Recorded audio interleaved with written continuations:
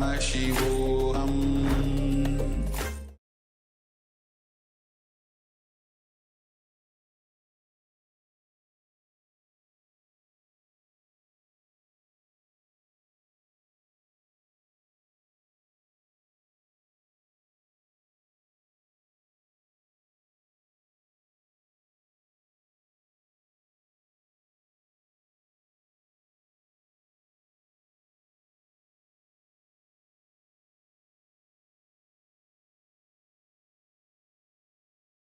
Parallel above your head. Engage Uddiyana Bandha. Pull your stomach in towards your spine. Visualize yourself as a palm tree. And breathe in Samana Kumbhaka. Engage Mahamudra Bandha, all three bandhas, as you internally chant the new japa Shivoham in Tadasana.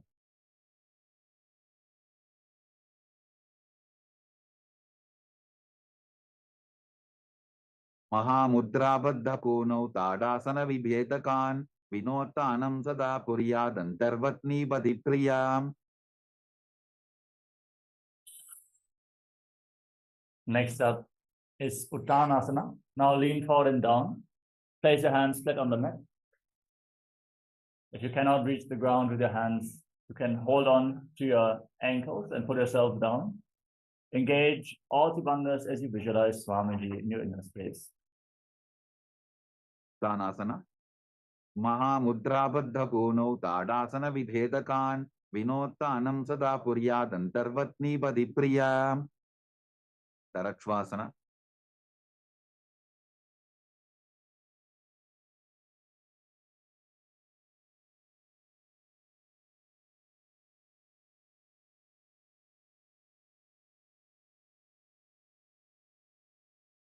गजासनवस्थित्वा मस्तकं वारं वारं दक्षिणकुक्षिं सव्यकुक्षिं नजेत् तरक्ष्वासनं भवति.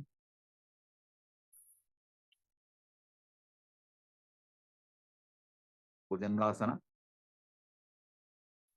Now place your hands on the ground as you lay down on the mat. Raise your head and chest by the strength of your lower back and open up your mouth, inhaling through the hollow of your throat in Bhujangani Mudra.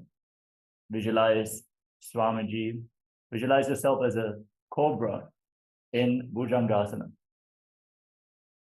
Angushthanabiparyantam adho bhumau vininyaset karabhyantadaran ritva urdvashirshaphanivashi dehad nirbardhate nityam sarvaroga vinashanam jagarti bhudagi devi bhujangasana sadhanate. Shashasana. Now push your body back up into the plank position and alternate, pulling one knee in towards your chest, back and forth. Breathe calmly through your nose in Sahadra Kumbhaka as you visualize Swamiji in your inner space. Gajasana samstito janudvayamapuncha varam varam kartavyam shashasanam bhavati. Rathasana. Now step one foot forward in between the two hands. Jump the front foot back, bring the other foot to the front. Exchange this position again and again as you visualize Swamiji in your inner space. Gajasana samstito evaikam padam purvamargena bhramajitva kartavyam tathasanam bhavati. Virabhadrasana. Now, with one foot forward, rise up. Bend the front knee at a 90-degree angle and raise your arms up parallel above your head. Pull your stomach in and up in Uddiyana, Lord Virabhadra. Vasishtamata kaundinyam urdhakukkudamevacha ashtavatkramathotthanam mayuram setu bandhanam uttanapadam krauncham cha marichim virabhadrakam nataracham trikonam cha suptangushta prasarane. Virabhadrasana. Now exchange the position of your feet and repeat Virabhadrasana on the other side. Vasishtamata kaundinyam urdhakukkudamevacha ashtavatkramathotthanam mayuram setu bandhanam uttanapadam krauncham cha marichim virabhadrakam nataracham trikonam cha suptangushta prasarane. Vrikshasana. Now Raise one foot towards the inner opposite thigh. Keep the heel close to the perineum. Join your hands in Anjali Mudra and raise them up above your head. Keep your elbows straight. Engage your Dhyana Bandha and visualize yourself as a tree. Pamurumula deshe cha yamyam padam didhadyato tishte tu vrikshavad bhumo vrikshasaramidam viduhom. Ugrasana. Now bring the raised foot on top of the opposite hip and join your hands in Namaskara Mudra in front of your heart center. Visualize yourself as Lord Garuda. Karurasana mavakshe jena dhyanam stiram bhavet sarvadoshad vinirmukto bhavadiha mahabali ekapadamuro badva ekapadena dandavate janghapada sandideshe januvyagram yavastitaha. Vrikshasana. Now, once more, lift the other foot up towards the inner opposite thigh and raise your arms up, visualizing yourself as a tree. Vamorumula deshe cha yamyam padam nidhadyato tishte tu vrikshavad bhumo vrikshasanamidam viduhum. Bhramari. Now, bring the raised foot on top of the opposite thigh and join your hands in Namaskara Mudra in front of your heart center, visualizing yourself as Lord Garuda. Karurasana mavakshe jena dhyanam stiram bhavet sarvadoshat vinirmukto bhavatiha mahabali ekapadamuro badva ekapadena dandavate janghapada sandideshe januvyagram yavastitam. Trikonasana. Now step one foot forward and the other foot far back toes facing sideways. Extend your arms out, lean forward and down and place one hand by the front foot, the other arm raised straight up towards the sky. Keep your shoulders aligned and gaze up along the raised arm as you visualize yourself as a triangle. Uttanapadam krauncham cham haricim veerabhadrakam natarajam trikonam cha suptangushta prasarane. Trikonasana. Now exchange the position of your feet and repeat Trikonasana, the triangle posture on the other side.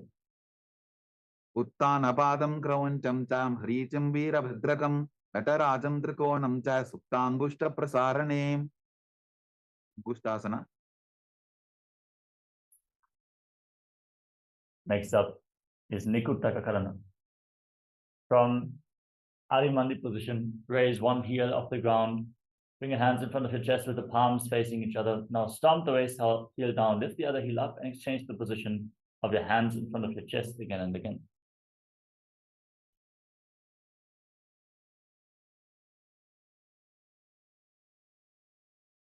We move on to Angushtasana. Now lower your body down. Raise your heels off the ground and sit down on the heels with your perineum. Keep your knees off the ground and join your hands in Namaskara Mudra in front of your heart center. Visualize Swamiji in your inner space as you start buzzing like a bee on inner exhalation in Bhramari Kumbhaka. Internally, repeating the japa Sadashivoham. Kabandhasana mityahuhu gorakshasana mevacha angushtamushtikam nyayam brahma prasaditam tatha. Ugrasana. Now step one foot forward and keep your hands at the side of the body, palms facing forward, fingertips barely touching the ground in Vara Mudra, as you visualize Swamiji in your inner space.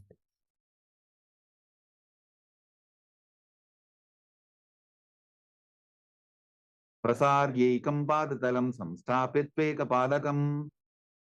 Utanasana. Now lean forward and down and hold on to the big toe of the front foot. As you hold onto the back heel with the other hand, visualize Swamiji in your inner space. Gulphastito padamekam prasarya tat padagram samsprishye tat karena gulpham chanyam dharaye tat karena dhunam bedam chabhyase chobhayatra. Now extend the other leg forward. Keep your hands at the side. Repeat Saurasana on the other side.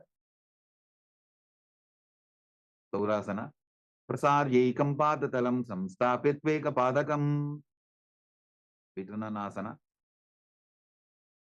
Now, once more, lean forward and down, hold on to the big toe of the front foot and the back heel, balance in this position as you visualize Swamiji in your inner space. गुल्फस्थितो पादमेकं प्रसाद्य तत्पादाग्रं संस्पृशेत् तत्करेण गुल्फञ्जान्यं धारयेत् तत्करेण धूनं पीठं चाभ्यसेत् चोभयत्र. Brahmajuramkushasana.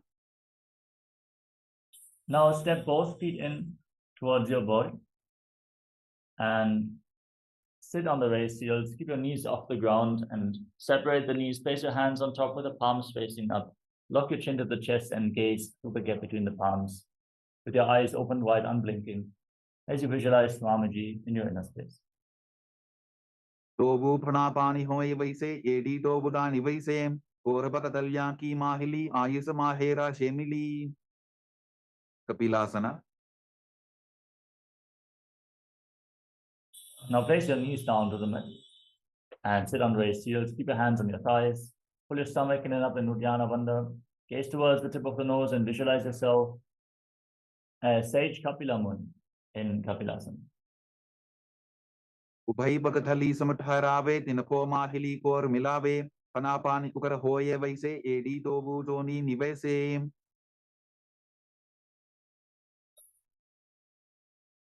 Bhadraporakasana. Tobu. Now, from the same position, shift your gaze up towards your third eye and visualize Swamiji in your inner space. Tali samputakare koravarili bhuparithare koravarili raphe ese tapari mooladvaridi kibese. Suryasana. Now, raise your knees off the ground, bring the soles of the feet together, join your hands, join the thumbs and little fingers and open up your palms resembling a lotus flower in Padma Mudra. Raise your arms up above your head, gaze up through the gap between the palms, pull your stomach in and up in Dhyana Bandha, and visualize Lord Surya in your inner space in Suryasana. Edi tobu buta tariyane pranapani baithak punithane goda janga adhar kari rahe aade vam isi vidhi kahe. Mandukasana. Now place your knees down, place the top of your feet flat on the mat. Sit in between your heels with the toes touching behind your back. Press your tongue up flat against the palate of your mouth and gaze up towards your third eye as you visualize yourself as a frog. Breathe calmly through your nose in Sahajra Kumbhaka in Mandukasana. Pada talau prishta deshe angushte dvecha samstrishete jano yugmam puraskritya sadhyen mandukasanam. Uttana mandukasana. Now maintain the position, but raise your hands up behind your back, hold on to opposite shoulders and bring your elbows close to your head. Gaze up, visualize yourself as a frog, press your tongue up and pull your stomach in and up in Dhyana Bandha in Uttana Mandukasana. Mandukasana madhyastam korparabhyam dhritam shiraha etad bhekavaduttanam etaduttana mandukam. Simhasana. Now cross your feet and sit on the raised heel. Place your hands on top of the respective knees. Stick your tongue out and exhale forcefully as you gaze towards your nose, visualizing yourself as a lion. Dakshinam savyapulkhena dakshinena tathetaram hastoshcha janbosam sthapya swangulischa prasaryacha. Bhadrasana. Now join the soles of the feet together in front of your body. Bring the soles of the feet together behind your back and cross your arms to hold onto the big toes in Prana Mudra. Gaze towards the tip of the nose and lock your chin to the chest in Jalandhara Bandha. Visualize Swamiji in your inner space and return to buzzing like a bee on in and exhalation in Bhramari Kumbhaka. Gulphau tavrshanasyadho vyukramena samahitaha padangushtau karabhyam cha dritva cha prishtadeshataha. Kakabusandhyasana. Now bring your feet flat on the mat. Raise your knees, bring your hands through the legs, interlock your hands behind your back in Parasha Mudra. Gaze towards the tip of the nose and visualize yourself as a crow. Pachame besako kudhane dovu hatapakam vis ane tinko modi nalya parilyave pishtapache kakasi karave. Kani Povasana. Now place your hands on the ground and bring your knees onto the elbows towards your armpits. Lean forward, raise your hips up, raise your legs off the ground and balance as you visualize Swamiji in your inner space. Asana ko guna ashidashita hogi to achi hoyi.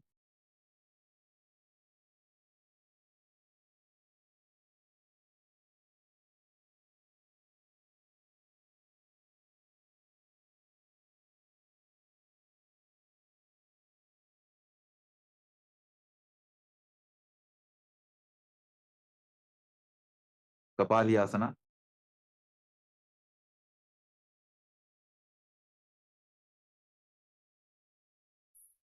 Now place your head down on the ground, form a triangle between your head and your hands. Keep the knees on your elbows, then bring the hips above the shoulders and extend your legs up straight into a headstand. Lean against the wall for support if needed. Gaze towards the tip of the nose and visualize Swamiji in your inner space. Sisha sisha dharti teki pabdo bhumiliva ucha bhukare. Parshvamayurasana. Now, twist your body to one side as you keep your hands on the ground. Line your knee and your hip with your elbows. Lean forward and extend the legs out to the side. Balance on your arms as you gaze to your third eye and visualize yourself as a peacock in Parshvamayurasana.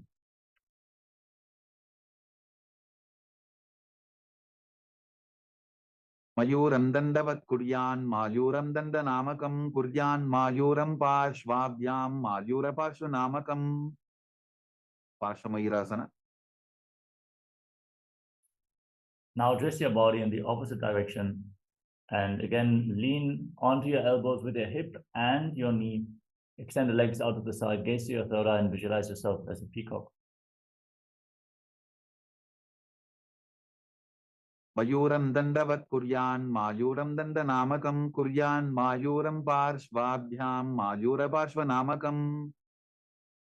Bahiraganathasana. Now walk your hands forward, step your feet back into a plank position, then step one foot outside the respective shoulder in between the two hands. Lift your head, gaze up towards your third eye and visualize yourself as Lord Kalaa Bhairava. Asana ko guna piti jayi. Bahiraganathasana. Exchange the position of your feet. Step the other foot forward in between the hands. Gaze up, push your hips forward and visualize yourself as Lord Kalaa Bhairava. Asana ko guna piti jayi. Unmukha Bhidasana. Now step your feet back and bring your forearms to the mat. Keep your hips raised. Try to bring your heels to the ground and raise your head. Gaze up towards your third eye and visualize yourself as Swamiji in your inner space.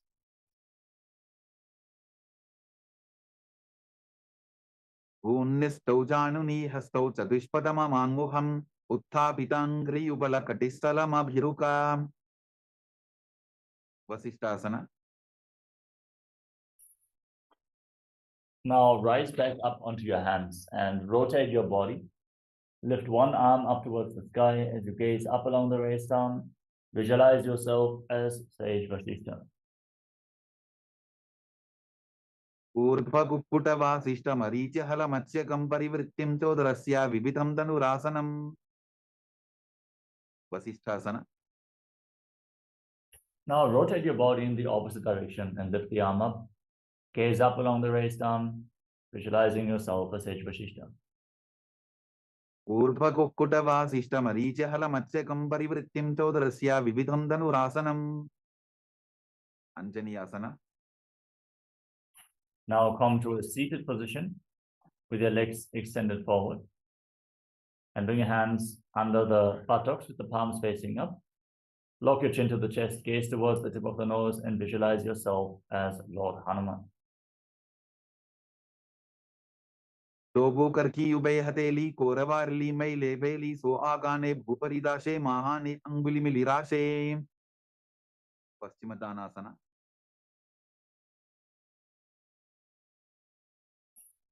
Now, internally chant the new japa, Mahasadashivoham, and lean forward and down. Hold onto the big toes in Prana Mudra. Bring your head towards your knees. Engage all the bandhas and visualize Swamiji in your inner space. Janu parilalatantu paschimam tanamucchate yena kena prakarena sukham dharyam tajayate. Ugrasana. Now, rise up, interlock your hands around your neck, and then lean forward and down. Bring your head in between the knees. Engage all the bandhas as you visualize Goddess Kali in your inner space in Ugrasana.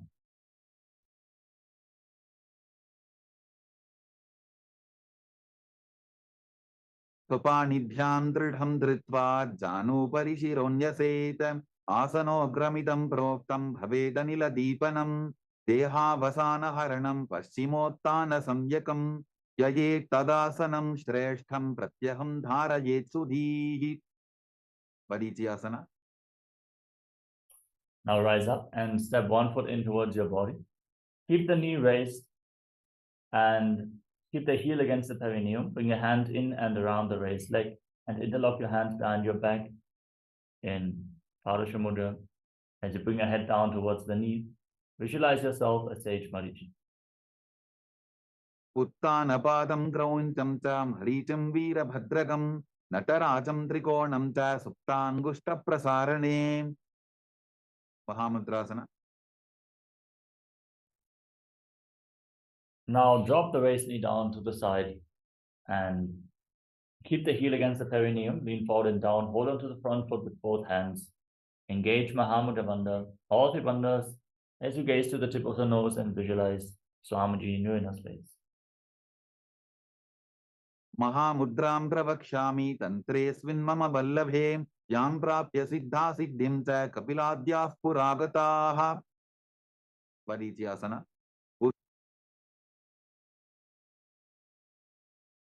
Now exchange the position of your feet. Step the other foot in towards your body with the knee raised. Bring your arm in and around the raised knee and interlock your hands behind your back. As you bring your head towards the knee, visualize yourself as Sage Marichi. Tanapadam krauncham cha haricham veerabhadragam natarajam trikonam cha suptangushta prasarane.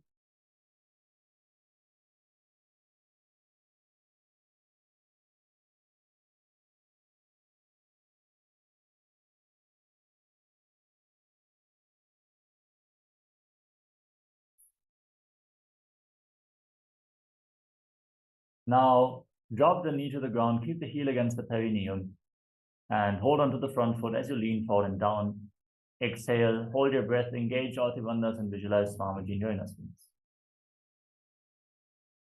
Mahamudrasana.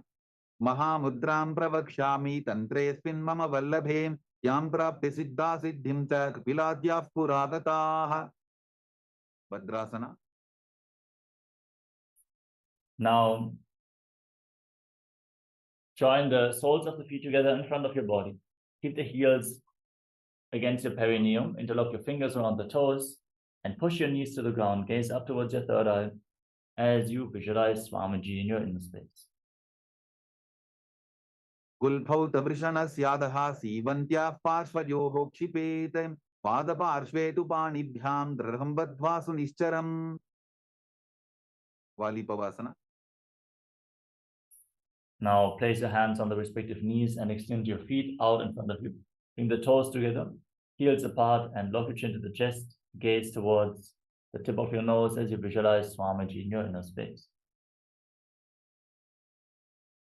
Puravachar padichoka kakhyo soyi vahi vidichoki je soyi yame edi bhinna jarashe angula at antaro rashe. Utanasana.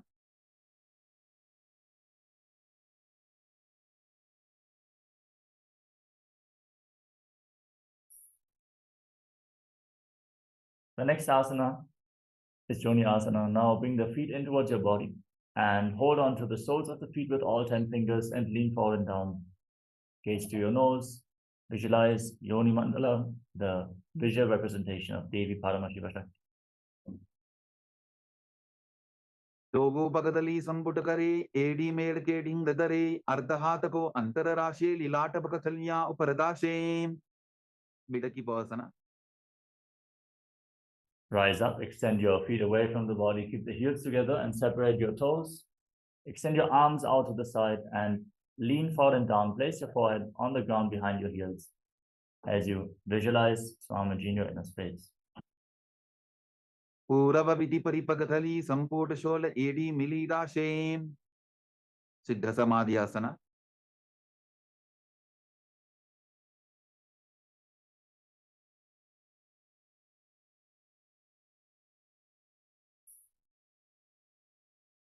Now, bring your feet in towards your body. Toes together, heels apart. Scoop your hands below the shins, palms facing up. Place your face on the ground in front of your feet with your toes against your throat. Gaze towards the tip of the nose and visualize Lord Surya in your inner space. Dogo Bagadari Sambutakare, Sole Medha Aga Medhare, Ungula At Antarorashe, Edi Ko Ese Vididashe, Chiniki Pasana. Now rise up and hold on to your feet. Pull your heels in towards your perineum. Open up the soles of your feet. Keep the soles of the feet facing the sky as you press your elbows onto your thighs. Gaze towards the tip of the nose and visualize Swamiji in your inner space.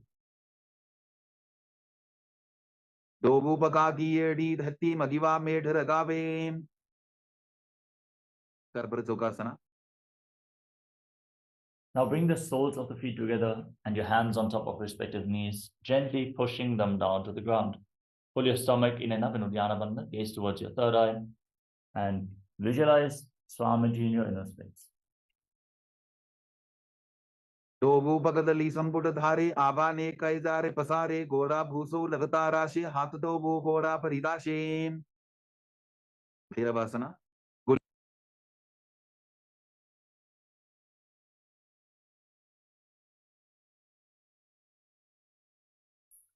Now rotate your feet. Bring the toes to the mat and raise your heels off the ground as you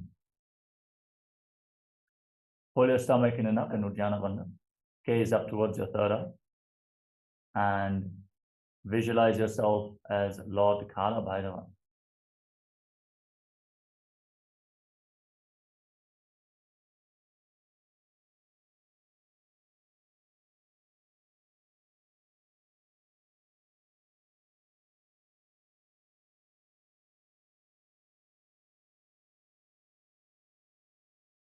Ilpo Sampita Chan Yonyam Vikrameno Titam Shanihi, Chanbo Paswakato Hasto Dandavat Bhairavasanam, Samanasana. Now, keep one heel against the perineum and pull the sole of the other foot against your chest.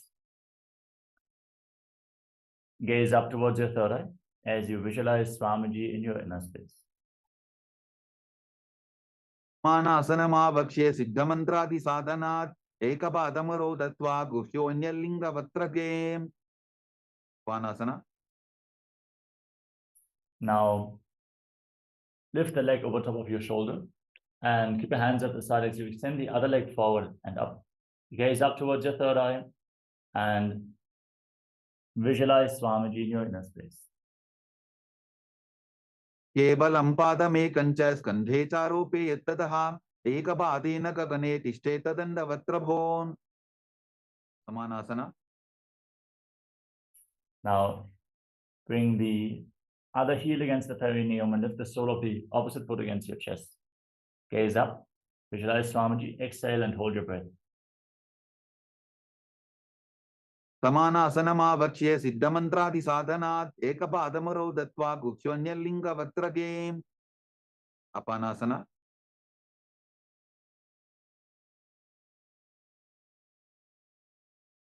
Lift the leg over top of your shoulder and extend the other leg forward and up.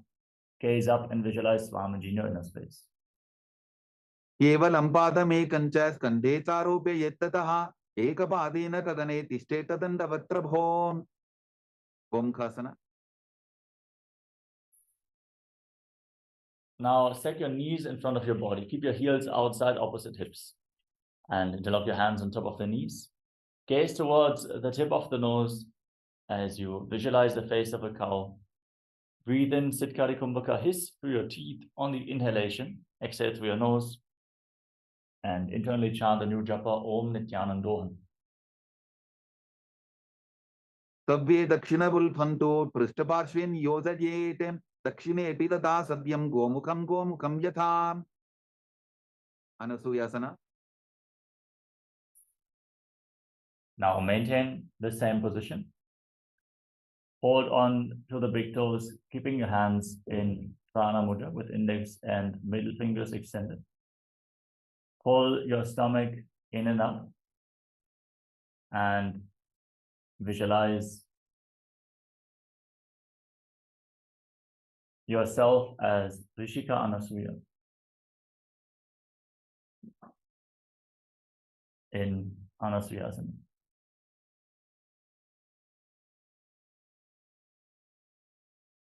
दक्षिण कोटो नीचो ठाने बाबों ताके ऊपर आने घोड़ा संधि मिलावे भारी आडा पद बुनिदे संधि पसारी.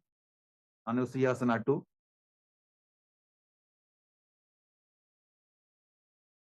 Now lean forward and down, interlocking your hands behind your back.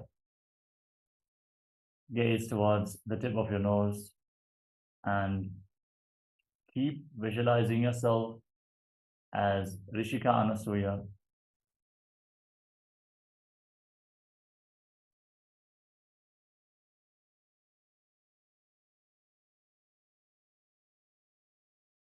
चीमरा कोदा की संधि उपरिटा बागोड़ा की संधि मिलाई राशे गोरा से उले पकतल्यारो आरवाई सुधा राशे. Ugrasana 2. Now bring the right foot flat on the mat and bring the left heel against your perineum. Place your hands on the respective knees and gaze towards the tip of the nose, visualizing yourself as Lord Kalaa. Davo bakamori yedi bahila bulphamula dwarani saide. Naradasana. Now raise your perineum onto the heel. Interlock your fingers around your neck and twist your elbows outside the raised knee. Gaze up towards your third eye and visualize yourself as Sage Narada. पिष्टि जवाम बगदली केरी भूपरिता हिलवा वेभेरी गोडा स्वरूप no है जोगी the छिपाशिति राशे सोगी. मत्स्य बीटकासना. Now place the left foot on top of the right thigh and hold on to the right shin with the left hand and the right big toe with the right hand in Prana Mudra. Gaze towards the tip of the nose and visualize Matsya, the fish avatar of Lord Vishnu. वामेन वामांगुष्टन्तो गृहीतं मत्स्य बीटकं योरि वामेन संबीज्य मेढ्रातुपरि दक्षिणम्. मत्स्येन्द्रासना. उदय.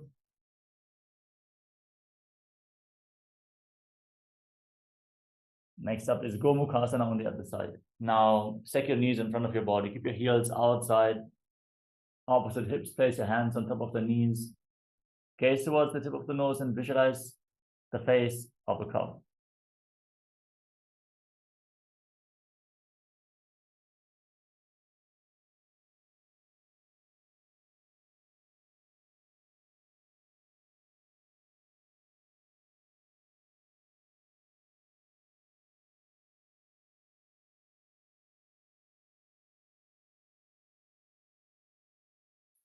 Now hold on to the big toes in Prana Mudra and pull your stomach in and up in Uddiyana Bandha.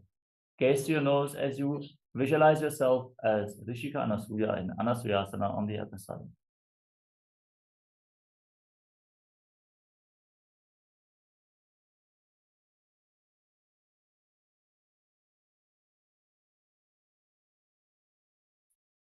Now lean forward and down and bring your chin over the knees, nose to the mat. Keep visualizing Rishika Anasuya as you gaze to the tip of the nose in Anasuyasana.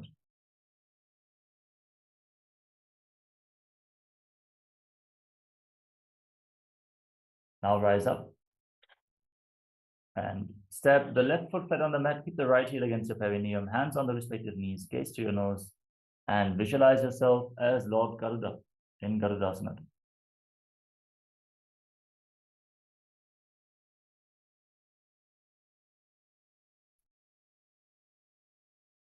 Now raise your perineum onto the heel. Interlock your fingers around your neck and twist your elbows outside the raised knee. Gaze up towards your third eye as you visualize yourself as Sage Narada in Naradasana on the other side.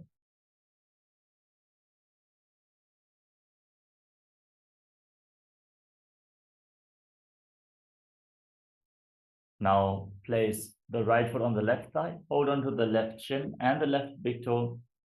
Gaze to your nose as you visualize Matsya, the fish avatar of Lord Vishnu in Matsya Peacock.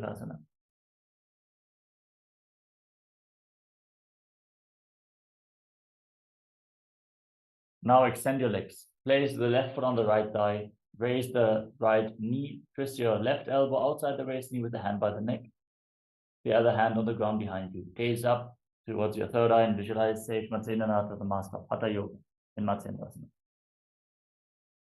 Paschimabhasam kritva tishtati yattataha nambrangam vamapadam hi takshachanu Ugrasana. Now extend your hand down towards the foot, hold on to the big toe and Prana Mudra.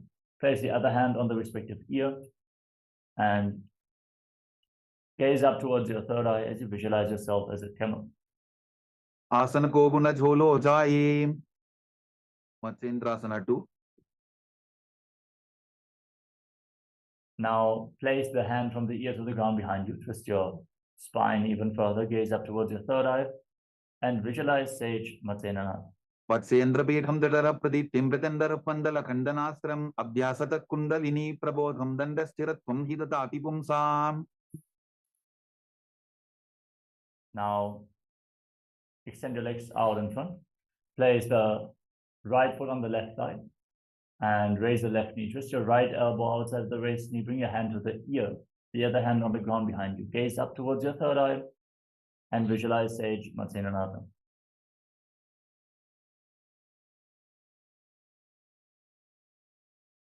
Now extend your front arm down towards the foot. Hold on to the big toe in Prana Mudra.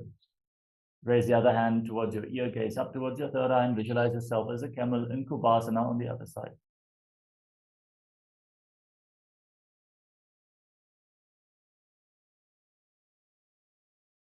Now drop the hand from the ear to the ground behind you and gaze up towards your third eye as you visualize Sage Matsendranath in Matsendrasana. Padmasana. Asanam dvitham proktam padmam bhadrasanam tatha urdho rupaiche dhatte ube padatale yatha. Now place your feet on top of opposite thighs and keep your hands on top of your knees. Gaze toward the tip of the nose. Engage Mahamudra Bandha and visualize yourself as Lord Shiva as you breathe in Sitali Kumbhaka. Bring your tongue towards the lips and inhale through your mouth. Internally chant the new japa Om Nityananda Mahasadashivoham.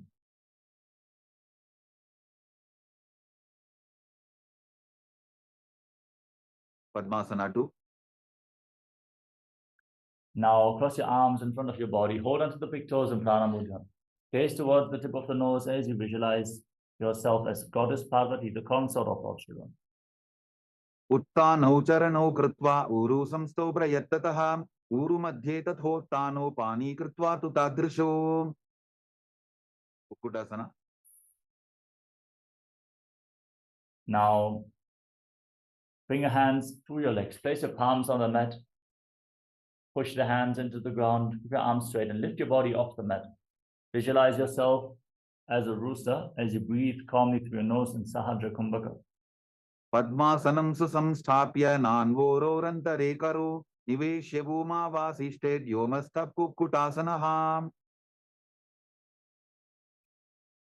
Baddhakekyasana. Now raise up onto the knees with your legs still in Padmasana. Place your palms on the mat with the fingers pointing towards your knees. Bend your elbows. Rest your navel on the elbows and lift your knees off the ground. Hold this position as you visualize Swamiji. धरामवष्टभ्यकरत्वेन तत्कूर्परिस्थापितानाभिपार्श्वः उच्चासनो दण्डवदुत्थितर्खे मायूरमे तत्र वदन्ति पीठं मयूरं पद्मकं कुर्यात् बद्धकेकीति कथ्यते. Mayurasana. Now extend your legs back. Place your hands on the mat with the fingers pointing towards your body. Extend your legs up off the ground and balance on your arms as you visualize yourself as a peacock in Mayurasana. अथवक्ष्ये Mahadev मयूरासनमुत्तमं भूमौ निपात्य हस्तौ द्वौ कूर्परोपरि देहकम्. Makarasana. Now lay down on your stomach, place your forehead on the ground, lock your fingers around your neck and rotate your feet. Turn the toes to the side, bring your heels to the mat, visualizing yourself as a crocodile. अध्यासशेदे हृदयं निधाय भूमौ च पादौ च प्रसाद्यमानो शिरश्च धृत्वा करदण्डयुग्मे देहाग्निकारं मकरासनं तत्. Salabhasana. Now place your hands at the side of your shoulders and lift your legs off the ground completely, including your knees. Visualize yourself as a locust in Shalabhasana. अध्यासशेदे करयुग्मवक्षो भूमिमवष्टभ्यकरयोस्तलाभ्यां पादौ च शून्ये च वितस्ति चोर्ध्वं वदन्ति पीठं शलभं मुनीन्द्राः. Ustrasana. Now bend your knees and hold onto your feet. Pull them outside your hips towards the ground as you visualize yourself as a camel. अध्यासशेदे पदयुग्मव्यस्तं पृष्ठेति दायापि धृतं कराभ्याम् आपुञ्चयेत् सम्यक् उदरासेवाढमुष्ट्रञ्च पीठं योगिनो वदन्ति. Dhanurasana. Now hold onto your feet firmly, kick your legs back and up and raise your head and chest. Gaze up towards your third eye as you pull yourself up. Visualize yourself as Pinaka, Lord Shiva's bow. प्रसाद्य पादौ भुविदण्डरूपौ करौ च पृष्ठे धृतपादयुग्मं धृत्वा धनुस्तुल्य विवर्तिताङ्गं निगद्य योगी धनुरासनं तत्. Bharvasana. Now come to a kneeling position. Sit in between your heels with the toes touching behind your back. Place your hands on the respective knees and gaze up towards your third eye. Visualize Swamiji in your inner space. Breathe calmly through your nose in Sahajra Kumbhakam. And internally chant Om Nityananda Paramashivoham. उल्टा मोड़ी पावतो वैसे बहुरोचुति करे एक ऐसे पावन महिला बुल्पुस होवु कुलापाशितीला वेसोवु. Ugrasana. Now we come to another inverted posture. From the kneeling position, place your forearms on the ground, elbows shoulder width apart. Interlock your fingers, place your head on the mat, supported with your hands. Raise your hips, straighten your legs, walk your feet forward, and lift your feet off the ground. Pull your knees in towards your chest. Squeeze your body into a ball.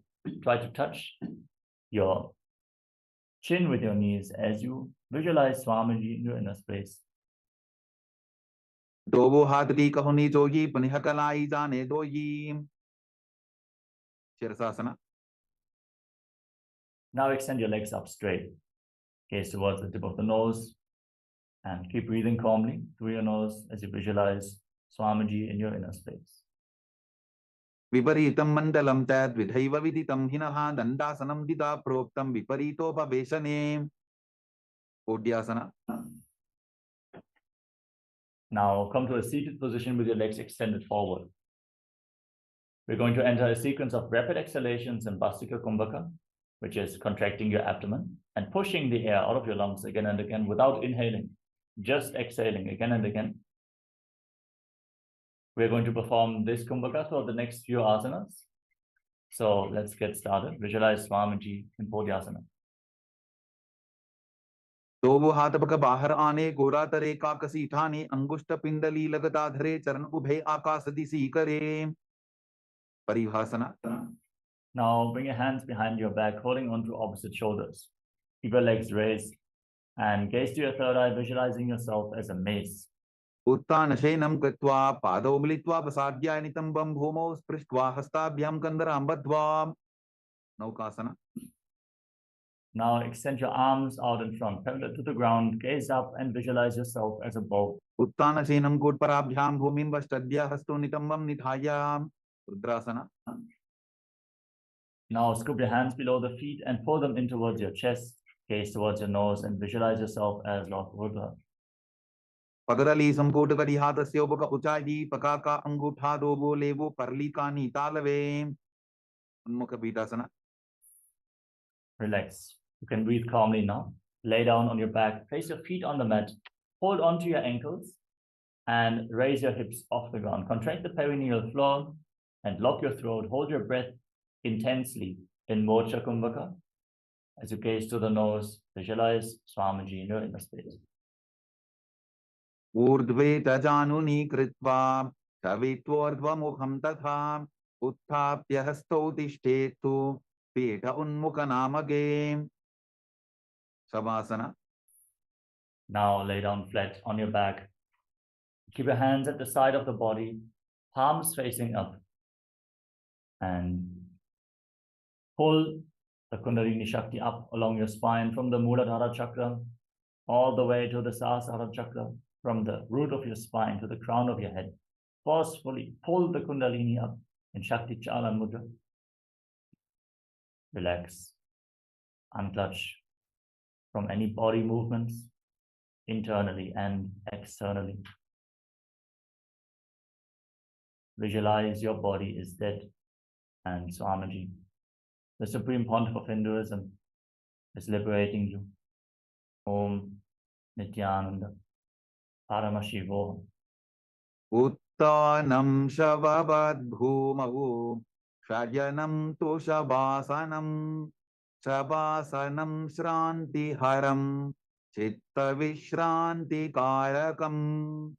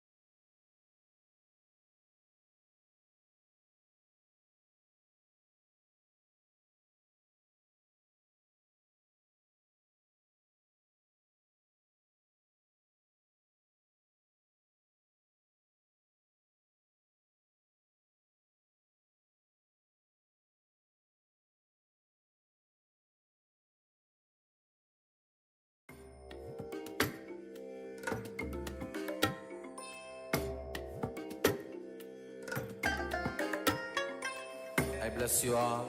Let you all open all your three eyes and manifest the powers of Mahasadashiva. Om Nityananda Paramashivoham. Om Nityananda Paramashivoham. Om Nityananda Paramashivoham. Om Nityananda Paramashivoham. Om Nityananda Paramashivoham. Om Nityananda Paramashivoham. Om Nityananda Paramashivoham. Om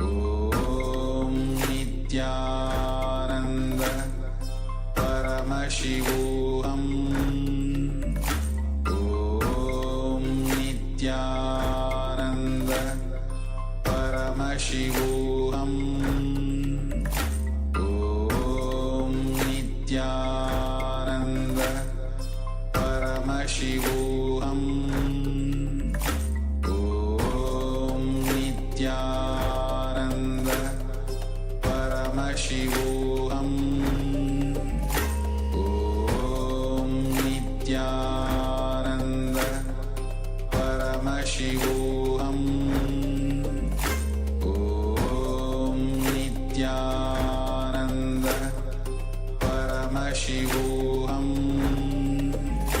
Om Nityananda Paramashivoham.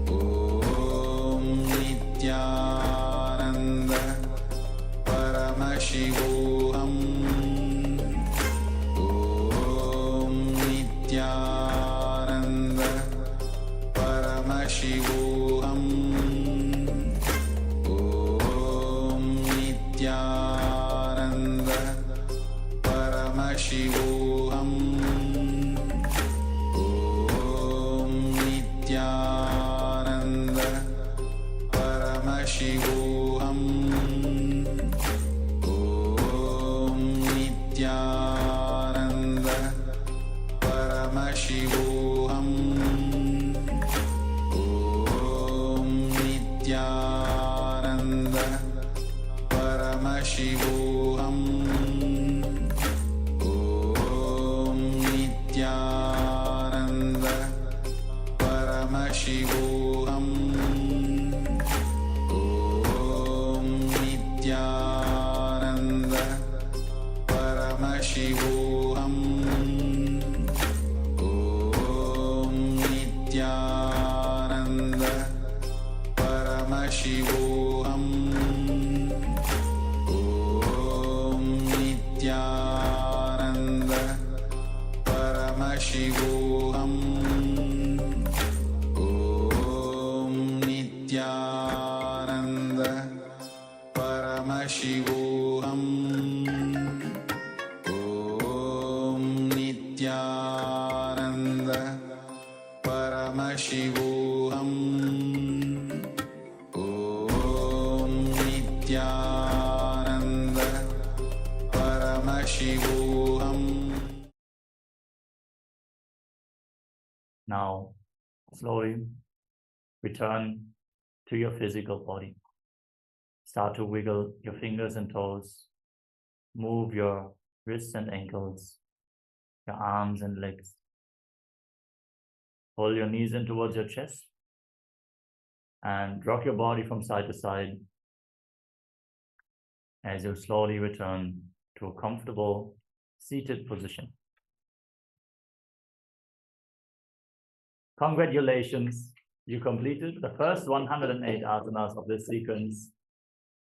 The Pratama Vinyasa Krama. Yes, celebrate yourself and let us get ready to continue the Dvitiya Vinyasa Krama, the 308 asana sequence. If you have any questions about the asana sequence, any of the components, any asanas, any pranayama, just ask them here in the chat so we can attend to your questions, and let us move on to the next asana of the sequence.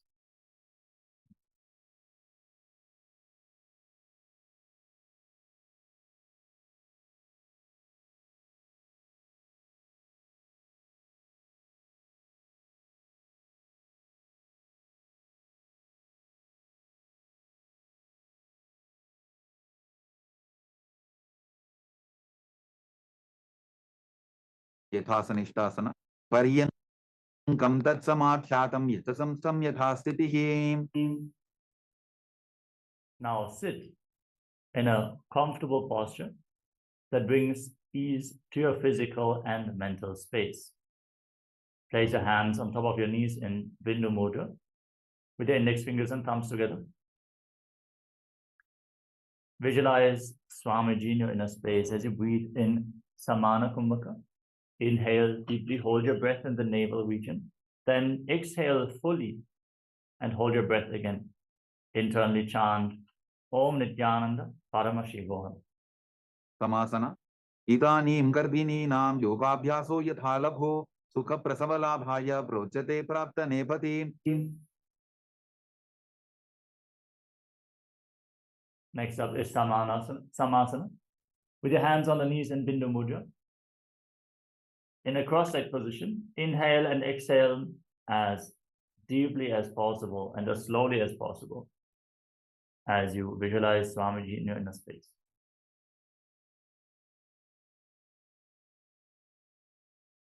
Dandapadnavaradvaja Bhiravadra Samanito Asanani Sada Kuryat Sudirghaire Chapurakaihi.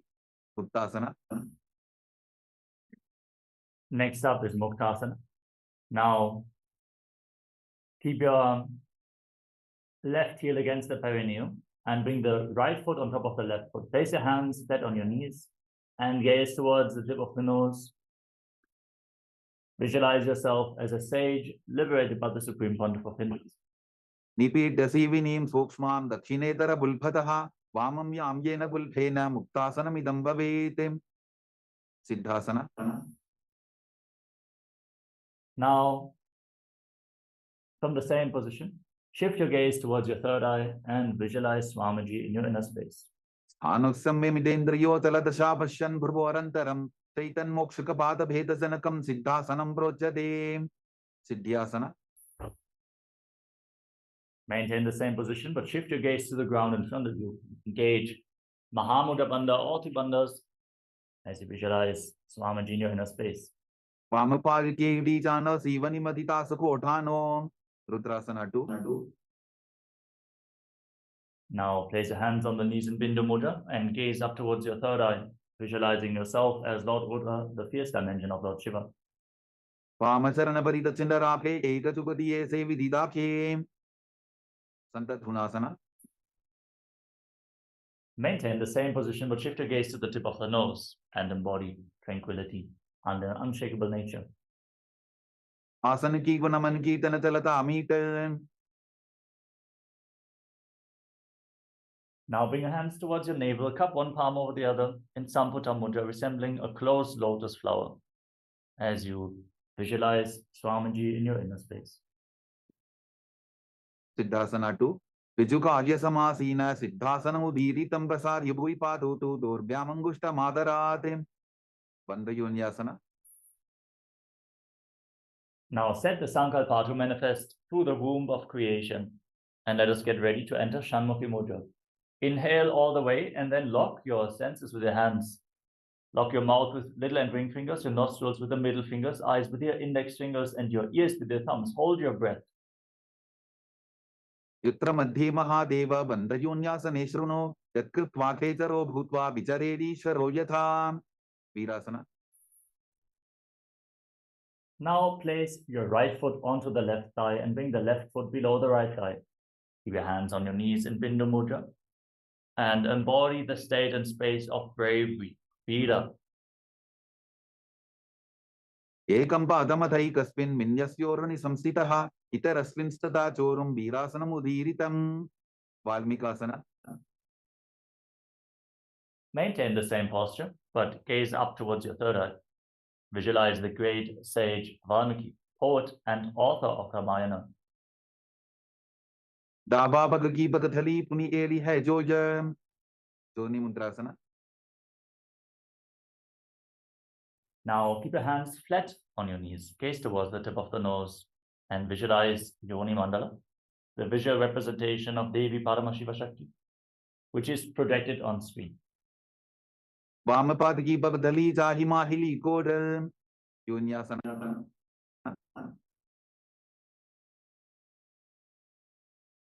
Now shift your gaze up towards your third eye and hold the visualization of Yoni Mandala in Yonyasana.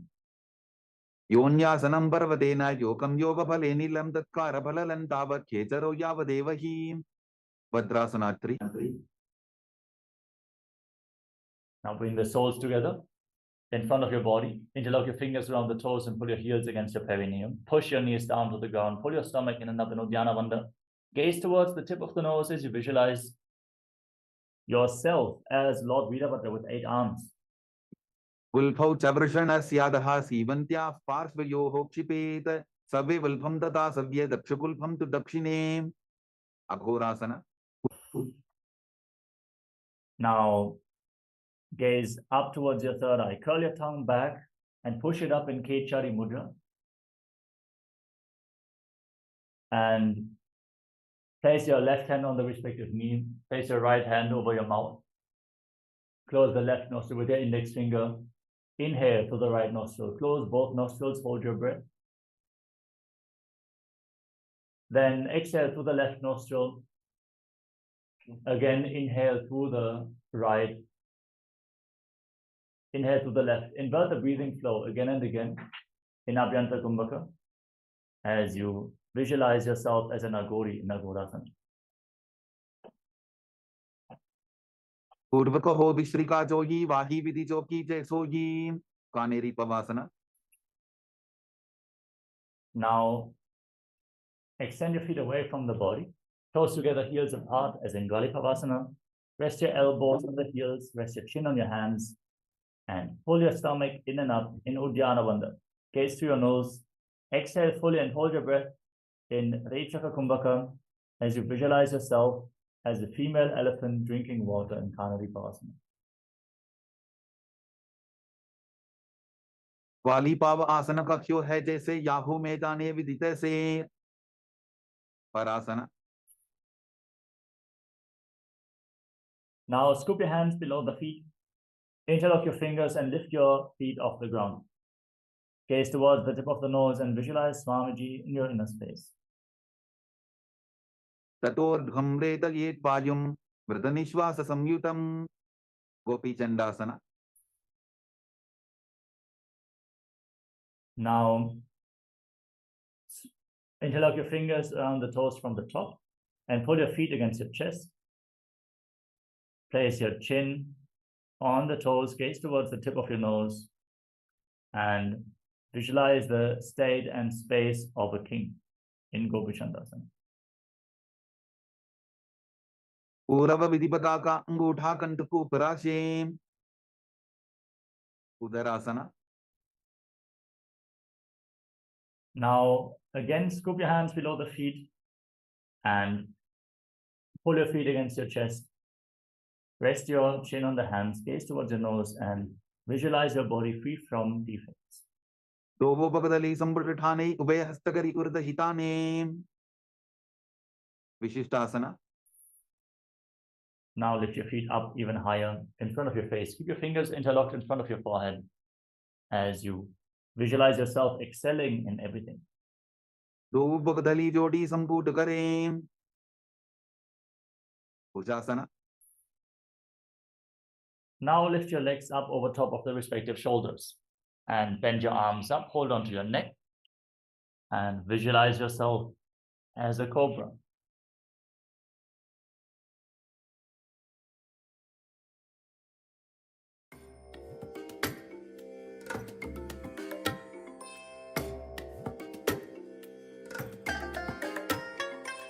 I bless you all. Let you all open all your three eyes and manifest the powers of Mahasadashiva. Om Nityananda Paramashivoham. Om Nityananda Paramashivoham. Om Nityananda Paramashivoham. Om Nityananda Paramashivoham. Om Nityananda Paramashivoham. Om Nityananda Paramashivoham. Om Nityananda Paramashivoham. Om Nityananda Paramashivoham. Om Nityananda. Yes, sorry for the technical glitch. Let us now move on to the next asana of the sequence, Kalyanasana. Lift your legs up over the top of the respective shoulders and bring your hands behind your back. Try to interlock your fingers behind as you gaze towards the tip of the nose and visualize yourself as a beautiful, auspicious goddess. शिरासनं त विज्ञेयं कक्षासनम् अतः परं ग्रीवासनं त परमं भुजासनं इहोच्यते. कल्याणासन. दो हाथ बकम नीचे आने तिनको बोड़ा नीचे ठाने. संकटासना. Now place the top of the left foot flat on the mat and sit on the left heel. Stack your knees and bring your heels outside the hips. Place your hands on opposite knees and gaze forward in Vaishnavi Mudra without focusing on any external happenings. Just focus on your inner space as you visualize yourself as an elegant swan breathe in Ujjayi pranayama.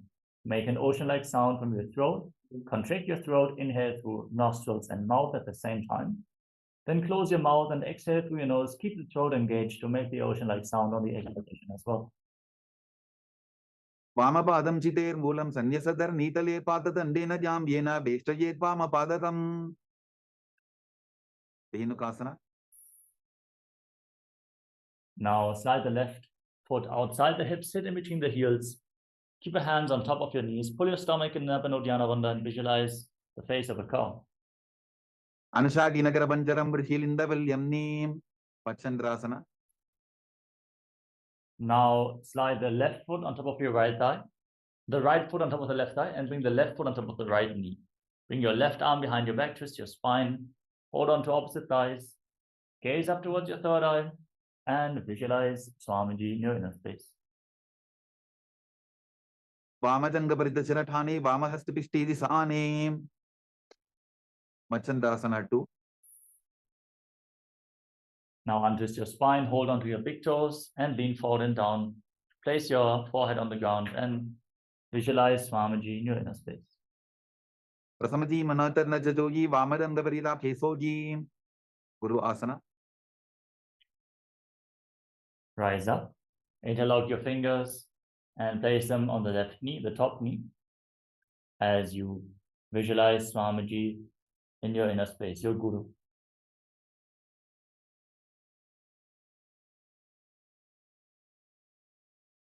Puramole idrapadasya kanistika pradesh ubulbhamsam sapya. Pashvasana. Now place your right foot flat on the mat and sit on the right heel. Stack the left knee over top.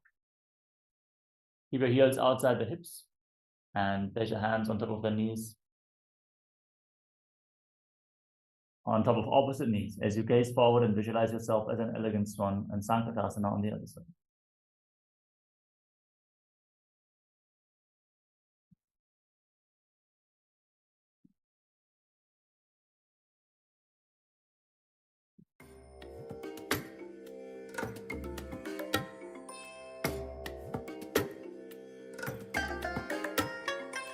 I bless you all. Let you all open all your three eyes and manifest the powers of Mahasadashiva. Om Nityananda Paramashivoham. Om Nityananda Paramashivoham. Om Nityananda Paramashivoham. Om Nityananda Paramashivoham. Om Nityananda Paramashivoham. Om Nityananda Paramashivoham. Om Nityananda Paramashivoham. Om Nityananda Paramashivoham. Om Nityananda Paramashivoham. Om Nityananda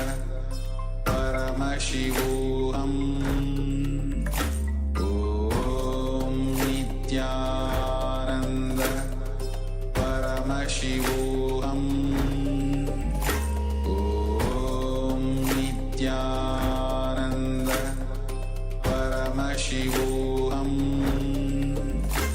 Om Nityananda Paramashivoham. Om Nityananda Paramashivoham. Om Nityananda Paramashivoham. Om Nityananda Paramashivoham. Om Nityananda Paramashivoham. Om Paramashivoham Om Nityananda Paramashivoham Om Nityananda Paramashivoham Om Nityananda Paramashivoham Om Nityananda Paramashivoham Om Nityananda Paramashivoham Om Nityananda Paramashivoham Om Nityananda Paramashivoham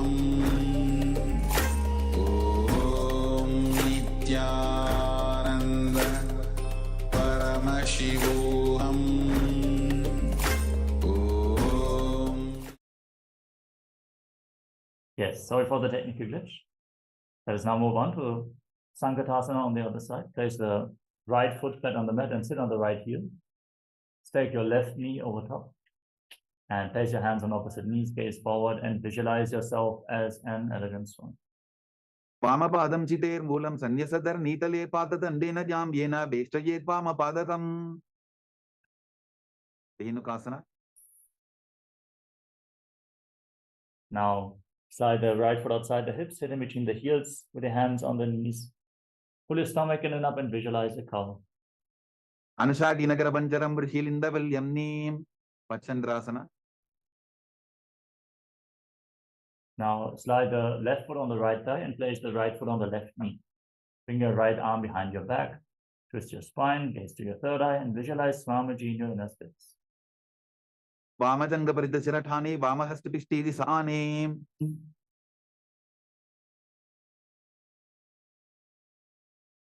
You also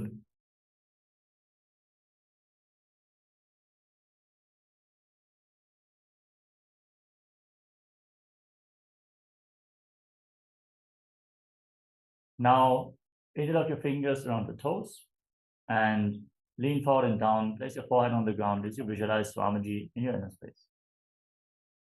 मच्छन्द्रासना 2. प्रसमजी मनोतर न जजोजी वामदंड परिला फेसोजी. गुरु आसना. Now rise up and interlock your fingers. Place them on the right knee as you engage Mahamudra Bandha and visualize Swamiji, your Guru, in Guru Asana. पूर्वमूले द्रपादस्य कनिष्ठिका प्रदेश उल्भं संस्थाप्य पश्वासना. Now place your feet flat on the mat in front of you. Pull your knees towards your chest with your hands as you gaze towards the tip of the nose. Gaze towards your third eye. Press your tongue back and up in Kechari Mudra and visualize Swamiji in your inner space. पादतले भूमो निधाय काननियुर्षि निधाय विपरीत हस्ताभ्याभू सहित दंगे निबध्य बोधशोकासना. Now hold on to opposite wrists and rest your chin on the knees. Gaze towards the tip of the nose, push the tongue back and up and visualize yourself residing in an abode of bliss. दोगो बगदली भूपरिधरे कोरमाश्ली सेकरे कोरकटासना. Now bring your hands underneath the knees and hold on to opposite elbows. Gaze towards the tip of the nose and visualize Swamiji in your inner space. दो हाथ bug बाहर लियावे गोड़ा नीचे ले टहरावे. स्मृति आसना. Now hold on to opposite elbows. Cross the right ankle over the left. Keep your toes pointing up. Curl your tongue back and push it up. Gaze to the nose and visualize Maharishi Smriti. मूलद्वारी धरती परिठाने डावा पग परित चवित आने.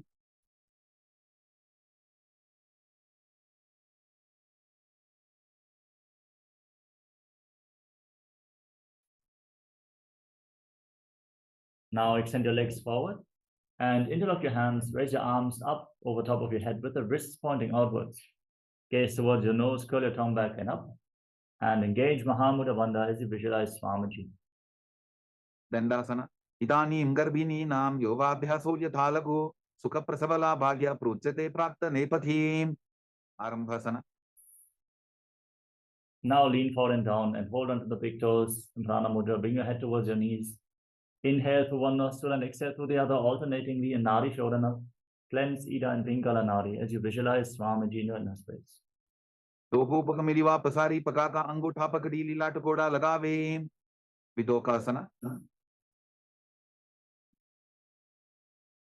Now, separate your feet and raise your knees slightly. Scoop your hands below the shins and hold on to the soles of your feet from the outside. Bring your head towards the ground as you gaze to your third eye and visualize Swamiji in your inner space. Prathama besido pau pasari kachapurtako kurdo darim. Dalandri pavasana. Now join the heels together. Scoop your hands below the shins. Separate your toes and rest your chin on your heels. Gaze towards the tip of the nose and visualize Swamiji in your inner space. Do edi mailiketi je hatha pasari. Utu Utanasana.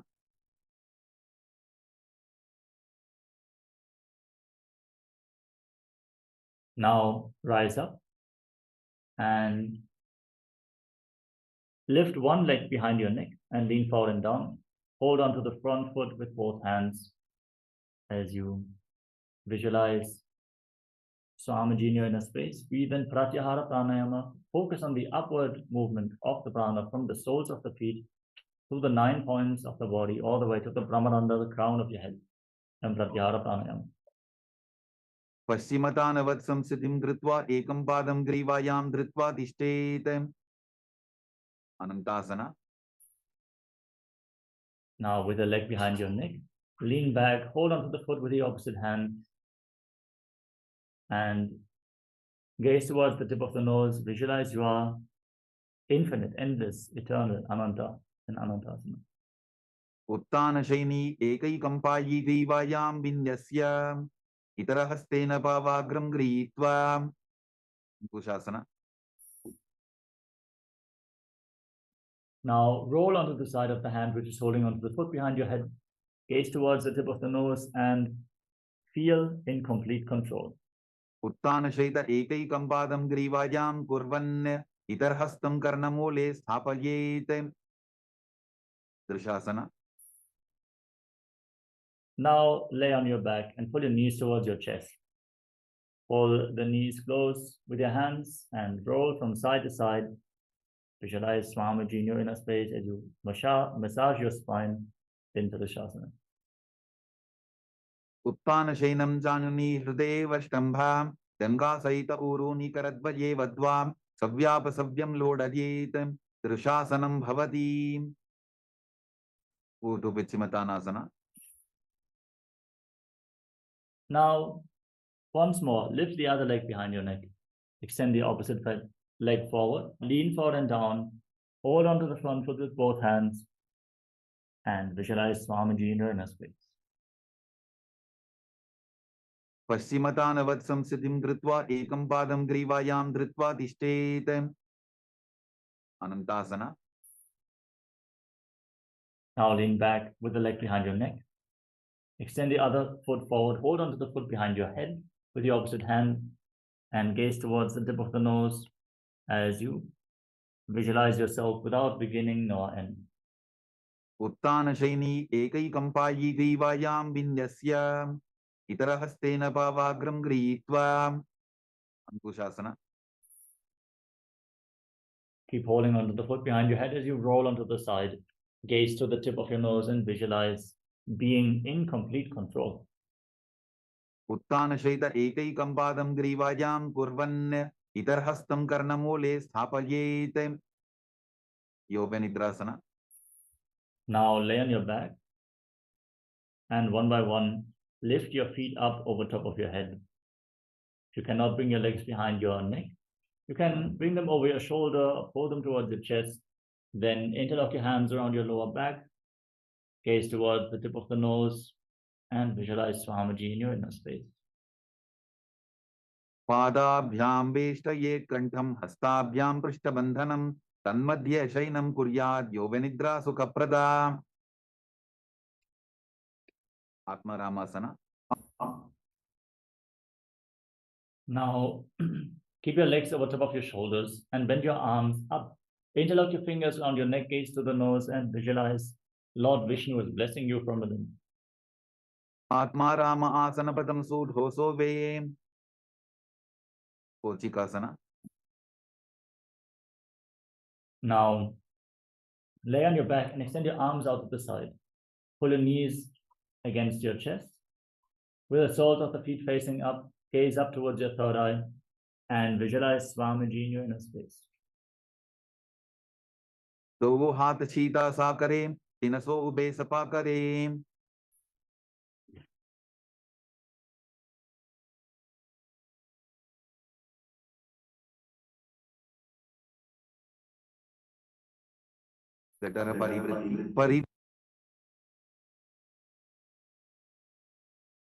Now pull your knees towards your chest, then drop the left knee to the side as you extend your arms out. Extend the right leg straight, then bend both knees to the side. Extend both legs to the side. Turn your head in the opposite direction of the feet. Visualize Swamiji. Return to the center, then drop the right knee to the side. Extend the left leg down. Bend both knees to the side. And extend your legs to the side. Hold onto the feet and gaze in the opposite direction in Jatara Parivritti. वृत्ति कुक्षि भागे त्रिदाहि परिकीर्तितः बद्धपूर्णं सुप्तपूर्णं ऊर्ध्वपूर्णमथापि च. द्वन्द्व पीठासना. Now lay on your back with the feet flat, knees raised. Hold onto your ankles and push your hips off the ground. Contract the perineal floor, lock your throat. Hold your breath in Mocha Kumbhaka as you gaze towards the tip of the nose and visualize yourself as sturdy as a bridge in Dviparapitam. प्रतिक्रियायुतं द्वन्द्वपीठ सर्वबलप्रदं गर्भिणीनां दुर्बलानां इदिकार्गी जगादनून्. पर्यङ्कासना. Now bring your hands up over top of your shoulders, place your palms on the ground, raise your hips up high, and breathe deeply through your nose. Visualize yourself as sturdy as a bridge, as sturdy as stone furniture in Paryankasana. उत्तानशयनमस्ततलाभ्यां भूमिं अष्टभ्यां पादतलाभ्यां भूमिं धृत्वा. शोर्तानासना. Now lay on your back and pull your knees towards your chest. Place your hands on the respective shoulders and move your hips in a circular motion. Visualize yourself rolling around on your back playfully like a dog in Utanasana. शववत् शरीरं संस्थाप्य जानुनी सम्मील्य नाभुवानी च अस्ताभ्यां तन्दरां बद्ध्वा भ्रामयेत् श्वोत्तनं भवति. विपरीतकरणी. Now raise your legs, raise your hips off the ground. Support your balance with your arms on the mat and move your legs in a circular motion as you breathe in Mocha Kumbhaka and visualize Swamiji in your inner space. भूतले सशिरोर्दत्त्वा फेनगे चरणद्वयं विपरीतकृतिश्चैषा सर्वतन्त्रेषु गोपिता. विपरीतकरणी to. Now stop the movement of your legs. Keep the toes pointing up towards the sky and visualize Swamiji in your inner space. करणी विपरीताख्या सर्वाधिव्याधिनाशिनी नित्यम अभ्यासयुक्तस्य जाठराब्धि विवर्धनी. लांगलासना. Now drop your feet down over top of your head. Touch the toes to the ground. Interlock your feet behind, your hand behind your back. Push your hands into the ground as you visualize yourself as a plow.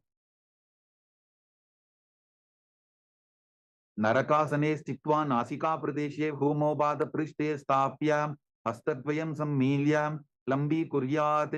ग्रीवा प्रदेशेन भूमिं कर्षयेत्.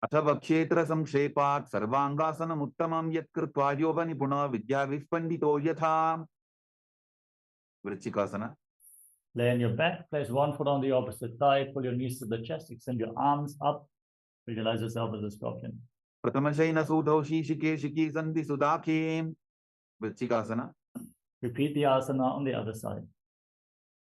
प्रथमशयन सूधौ शीशिकेशिकी सन्धि सुदाखे वृषभादक्षेपासना. Now lay on your back and pull your knees up towards your chest, back and forth, with your hands interlocked around your neck.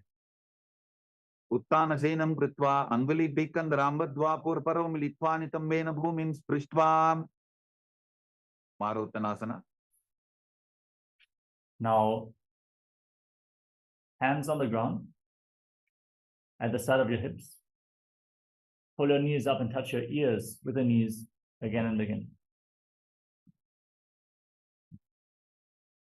वोत्तानवत्संसिति कृत्वा जानद्वयं पर्यायेन कर्णयोः संस्पृशेत् वृकासना. उत्तानशीनं कृत्वा पादतलाभ्यां भूमिं धृत्वा उत्तिष्ठेत् वृकासनं भवति. Place your feet on the ground, stand up and lay back down again and again.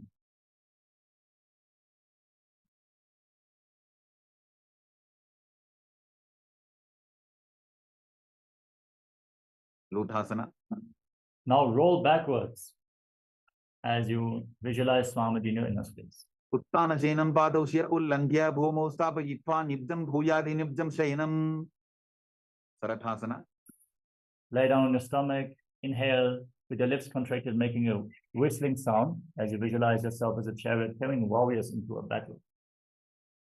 निब्जं शयनं कृत्वा नाभिं भूमौ निधाय स्तम्भद्धस्ताभ्यां भूमिं वष्टभ्य ओष्ठौ निमील्य वेणुवत्सं कृत्य तिष्ठेत् सरठासनं भवति.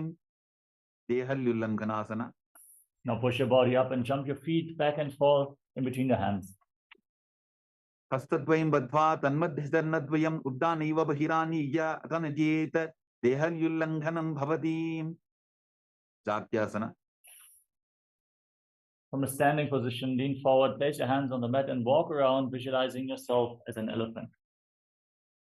अथ जात्यासनं वक्षे येन जातिस्वरो भवेत् हस्तान्त्रिभूमौ च गमनम् आगमनं ततः सर्पासना. Next up is Lolitika Karana. In Arimandi position, raise your arms to the shoulder level and rotate them around your body as you move your head in all directions.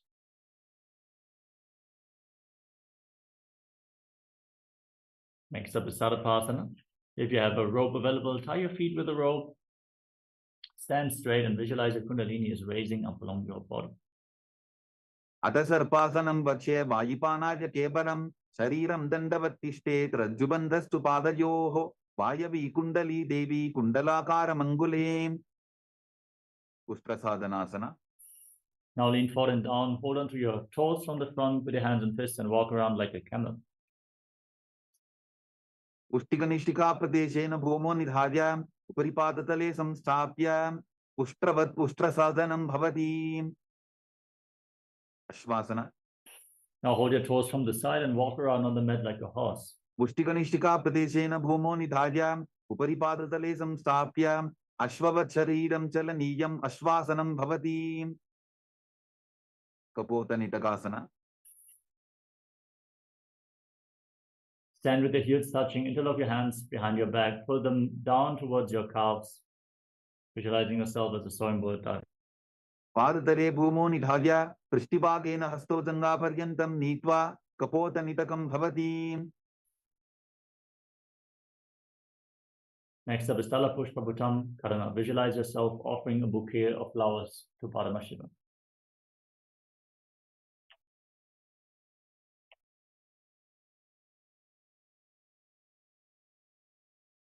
Now visualize yourself as a rhinoceros as you lay down and stand back up. खड्गासना. लुचसरतमासनं कृत्वा पादतलाभ्यां भूमिं वष्टभ्य उत्तिष्ठेत् खड्गासनं भवति. उत्थानोत्थानं. Hold on to weight, sit down and stand back up. पुनः पुनः उत्थातव्यम् असितव्यम् इति उत्थानोत्थानं भवति. Raise your arms and jump continuously. कुशलासना सरलम स्थित्वा ऊटं बाहुनयेत् वारं वारम् उड्डानं कृत्वा नद्येत् कुशलासनं भवति शीर्षकासना Now pull one foot towards your chest, down and stand back up on both sides. एकैकं पादतलं कुक्षु निधाय तिष्ठेत् उत्शीर्षकं भवति ताण्डवासना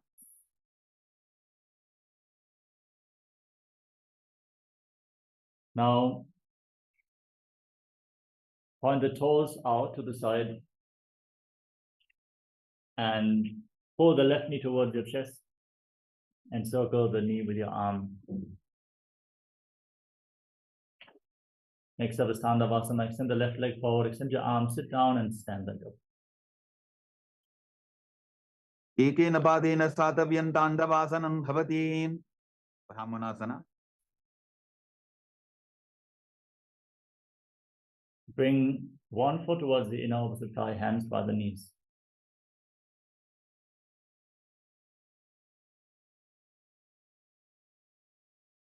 ब्राह्मणासनमावक्ष्य यत्कृत्वा ब्राह्मणो भवेत् एकपादमरो दत्त्वा तिष्ठेत् दण्डाभृतर्भुवि गर्वासना 3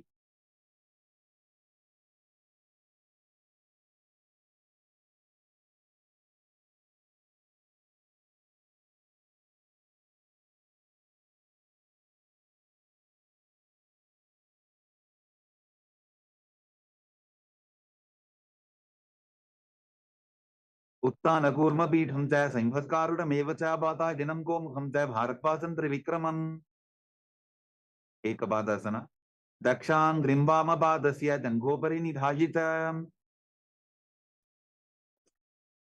ध्रुवासना एकेन हस्तेन दण्डरूपस्य एकस्य पादस्य भ्रं धृत्वा इतरपादतलं भूमौ निधाय त्वरया भ्रमणं कर्तव्यं ध्रुवासनं भवति त्रिविक्रमासना ग्रीवायां पादं संस्थाप्य स्थातव्यम् उत्थातव्यं त्रिविक्रमासनं भवति ताण्डवासना एकेन पादेन Now pull the other leg up towards your chest and stand in Parshva.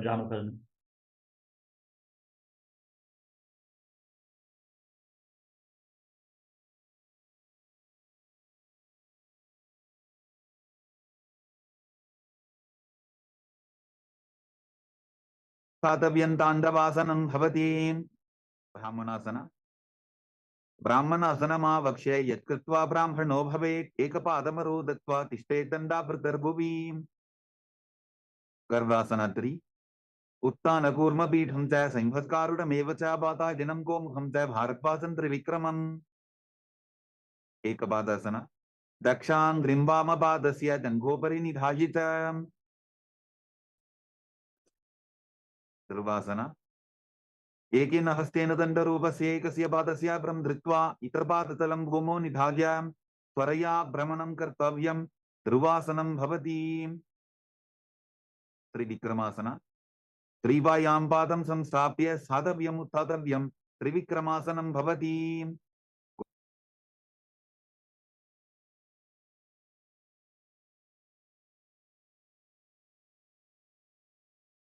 पुरकंदिलियासना प्रथम ही वो हो ये बाहुरी नीचोपनिभो वे कांचासना ऊर्मध्यात् हस्तो निवेश्य नितम्बं धृत्वा पादतलाभ्यां भूमिम् अष्टभ्य भृगुआसना तो बूबक की तलिया की माहिली को और मिलाई बना बानियों कर मोड़ वैसे वराहासना पाकसली की माहिली पोरी मिलाई फना बानियों कर वैसे प्रबीतासना पार्श्वद्वये सम्मील्य स्थित्वा नितम्बं दानप्रदेश आनीय तिष्ठेत् त्रिपीठासनं भवति बकासना हस्ताभ्यां मौनिमवष्टभ्य जानुद्वयं नाभौ सम्मील्य तुष्टांग कपालियासना आसन कोवल कपार आछोहो यी उत्तासना जानो गोरंतरे पादौ कृत्वा पादौ च गोपजेत वृक्षासना 2 सप्तचक्रक्षालनाय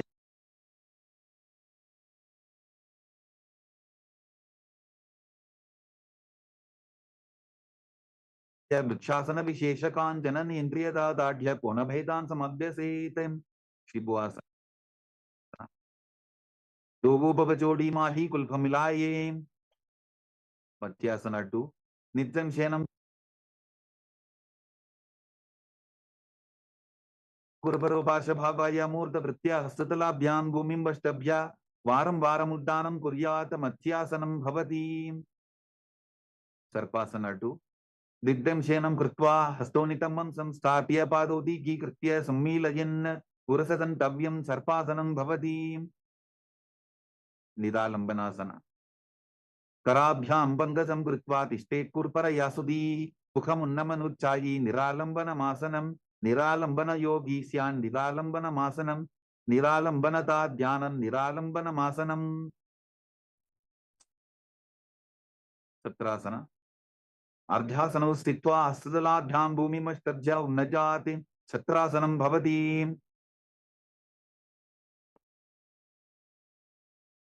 वज्रासन इदानीं गर्भिणीनां योगाभ्यासो यथा लघु सुतप्रसवलाभाय प्रोच्यते प्राप्तनेपथि दण्डबद्धभरद्वाज वीरभद्रसमानितो आसनानि सदा पुर्या सुदीर्घैरे च पूरकैः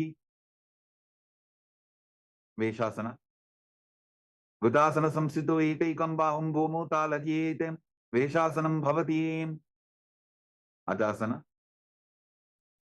गुदासन संस्थितो पादत्रय मन्त्रालय कृत्य मस्तकेन भूमिं स्पृशेत् तदनन्तरासन पूर्व विधि परिहाताब्दी काकसीचो फना शरामोड़ी पता की अंगुली अग्रिमेर लगावे अंगमोत्तनम हस्तयोः अंगुलीर्बद्ध्वा हस्तर्मध्यात्सर्मन्दं निष्कासयित्वा तिष्ठेत् अंगमोत्तनं भवति द्वन्द्वासनस्व जङ्घोरुभ्यान्दनां पीड्य स्थिरकार्योद्विजानुना जानु परिकरद्वन्द्वा गरुडासनम् उच्यते आनन्दमन्दिरासन अथ वक्ष्ये वीरनाथ आनन्दमन्दिरासनं जित्कृत्वा अमरो धीरो भवत्येवेह साधकः मण्डूकासन 2 पृष्ठं सम्पीड्यबुल्ढाभ्यां दान्वन्द्ये सबलयापृतिः हस्तौ पादतले क्षिप्तो मण्डूकं पाददोषऋत् नरसिंहासन डोबू भणापानी होई वैसे एडी मेलर गुदानी वैसे समशरीरनी काट हरावे नासा अग्रदृष्टिको ल्यावे पिशरकासन दोगोपकांबी एडी चलकी गोड़ा फनो वानपनी होई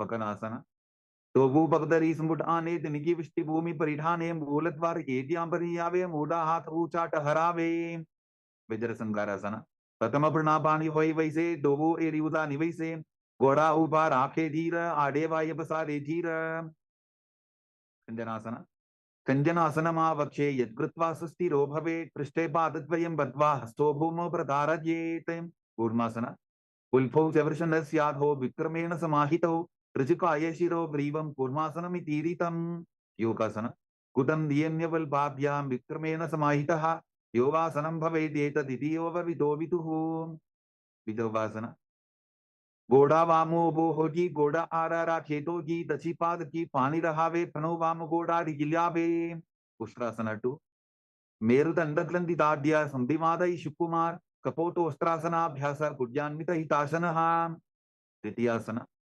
दोबु एडी संबुड़तरे 16 मूलद्वारी दरी धरे फना पानियों पर होए वैसे बहुरी पिष्टि शिखरे दो ऐसे विराटासन चंगा पृष्टि भूमा निदाढ़्य चंगोदर्योः ऊर्नि संस्थाप्य दृष्टिवं संवारं वारं स्पृशेत् कपोतासन मेरुदण्डग्रन्थिदाढ्य संपिपादयि शिवकुमार कपोतोष्ट्रासनाभ्यास गुड्यान्वित हितासनः वरासन जानुनी भूमौ संस्थाप्य हस्ताभ्यां बाहु परस्परं धृत्वा सरलं तिष्ठेत् वारासनं भवति वराहासन 2 सूर्यं चन्द्रं वेदनानि आसनानि निकच्यन्ते पूर्वपरो भूमौ स्थापयित्वा जानुभ्याम् अवनिमविष्टभ्य हस्तो मस्तके संस्थाप्य पाशिं नितम्बे संस्थाप्य तिष्ठेत् वराहासनं भवति मन्दासन अथो मन्दासनं वक्षे सर्वेषां प्राणिनां सुखम् ऊर्ध्वमार्गे पदे दत्त्वा धारयेन्मारुतं सिद्धिः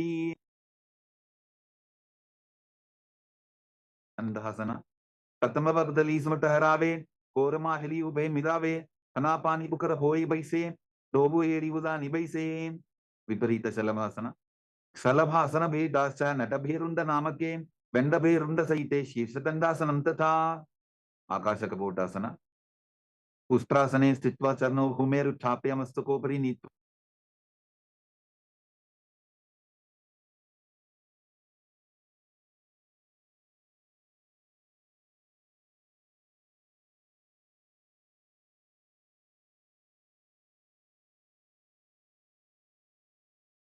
पृष्ठप्रदेशन भूमौ स्थापयेत आकाशकपोटं भवति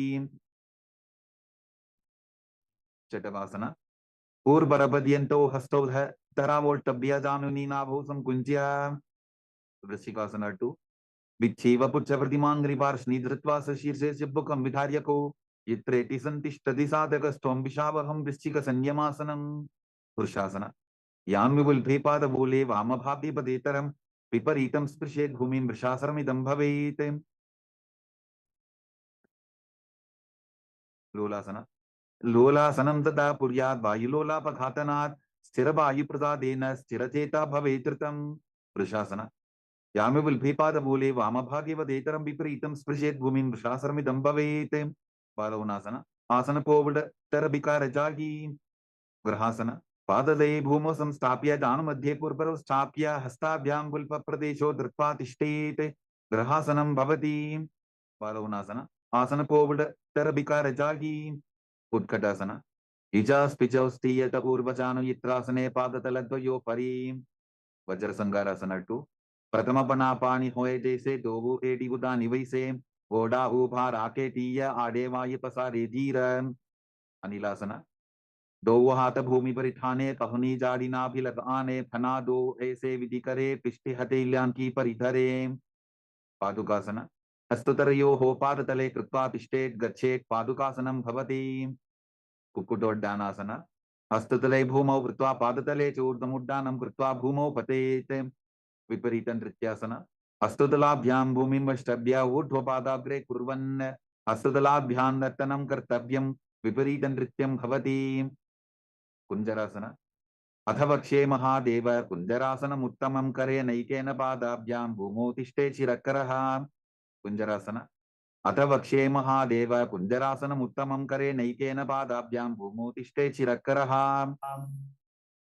Yes, we want to complete with all the participants for the rapid speed at which we are going now. We're going to continue at the regular speed. Now squat down and hold on to your ankles with your heels close to your perineum. Lift your toes and your buttocks off the mat and balance, visualizing yourself as a cut on the tree. Padambasana. पार्श्वभ्यां भूमिं वष्टभ्य हस्तद्वयेन पुल्भौ धृत्वा तिष्ठेत् कदम्ब भवति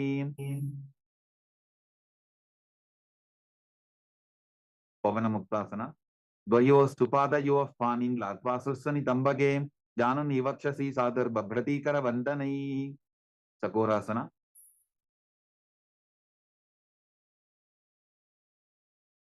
Now lift your leg behind your neck and keep your hands at the side of the body, extending your arms, lifting your entire body up. Gaze to your third eye and visualize yourself as a powerful source of energy. पूर्वतानं तदुष्पादपीठं भद्रासनं तथा चकोरक्रौन्तशलभभुजङ्गमपि वृश्चिकं धनुरासन 2. Now hold on to your big toes, pull the right foot towards your ear as you visualize yourself as a bow. पादाङ्गुष्टौ तु पाणिभ्यां गृहीत्वा श्रवणावधि अष्टावक्रासन. Now lift the right leg over top of your shoulder and hook the left foot on top of the right foot. Extend your legs to the side, lean forward and balance in your arms, visualizing yourself as a crane. वासिष्ठमदकौन्दिन्यम् ऊर्ध्वकुक्कुटमेव च अष्टावक्रमथोत्थानं मयूरं सेतुबन्धनं प्राणासन. Now place the right foot on the mat, left foot on the right thigh. Bring your right shoulder underneath the raised knee. Gaze up towards your third eye and visualize yourself as a mortal able to exist solely on prana. एतत् प्रभेदं वक्ष्यामि करोति यस्य चामरः एकपादमुरो बद्ध्वा स्कन्धेऽन्यपादरक्षणं पार्श्वमत्स्येन्द्रासन.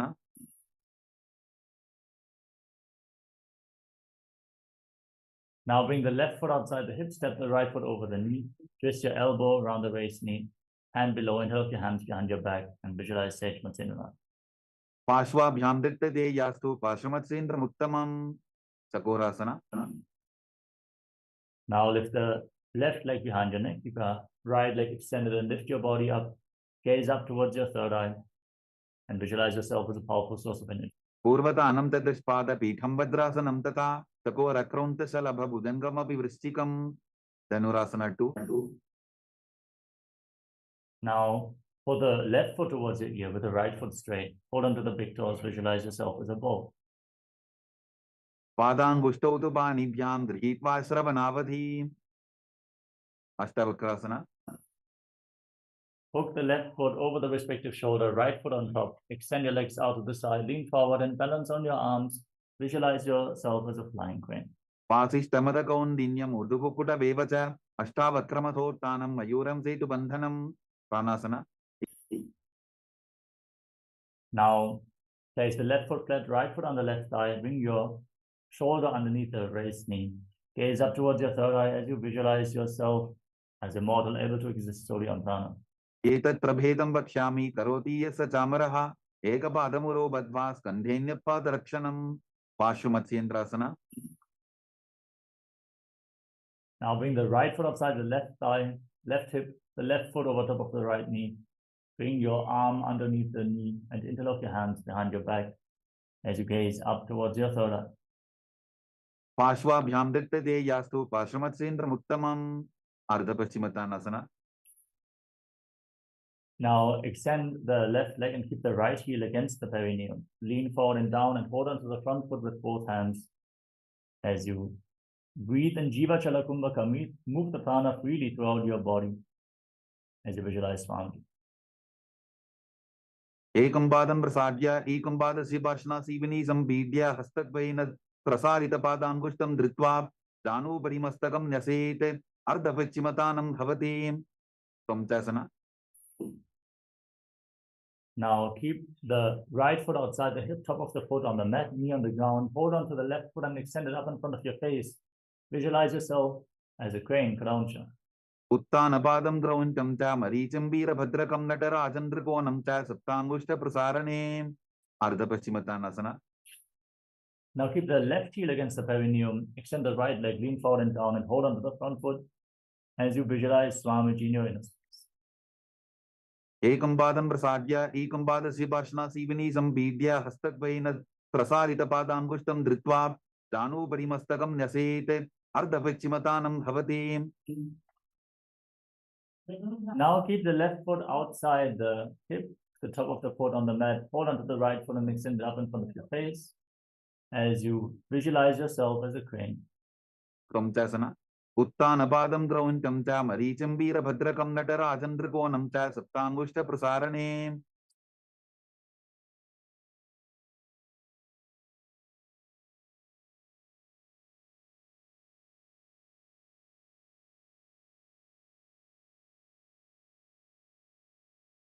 Discourse.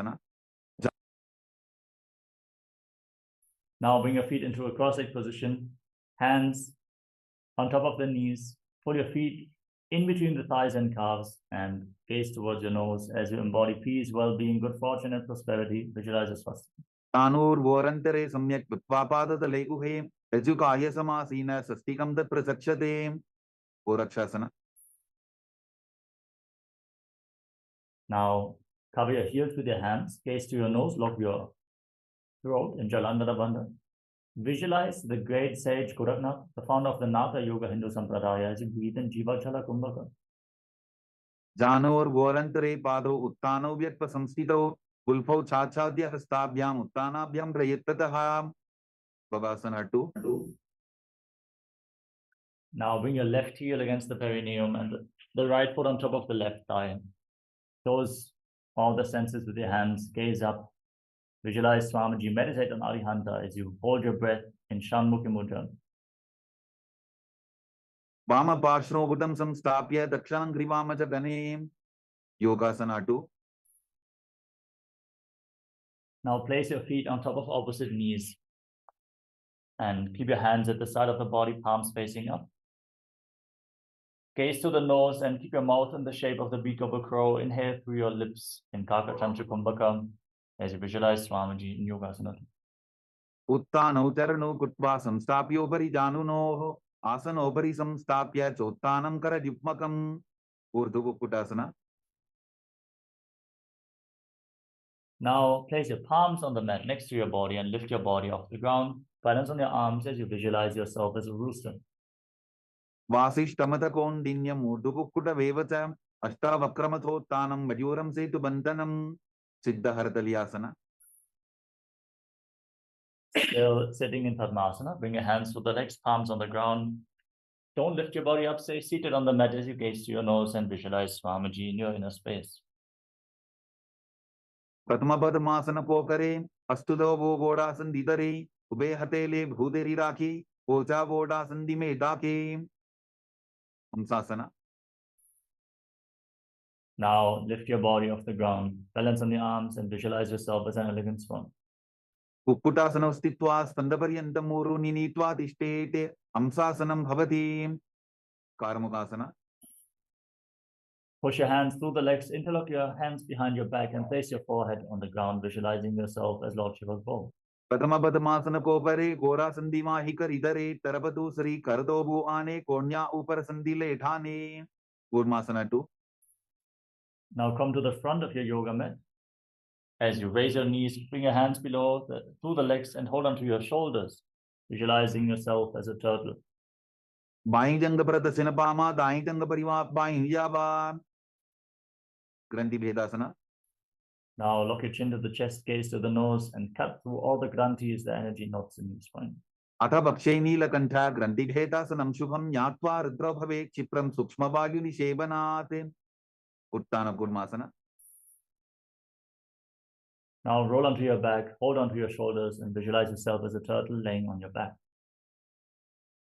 Kukkutasana बंधस्तं राभ्यांतत कंधरं पीठं कूर्मवदुत्तानं एतदुत्तान पूर्मकं. पांगु कुक्कुटासना. Now sit in Padmasana, bring your hands to the legs, one palm on the mat, hold its wrist and lift your body up as you visualize yourself as a rooster. कुक्कुटासने स्थित्वा एकेन हस्तेन अन्यस्य मणिबन्धं धृत्वा.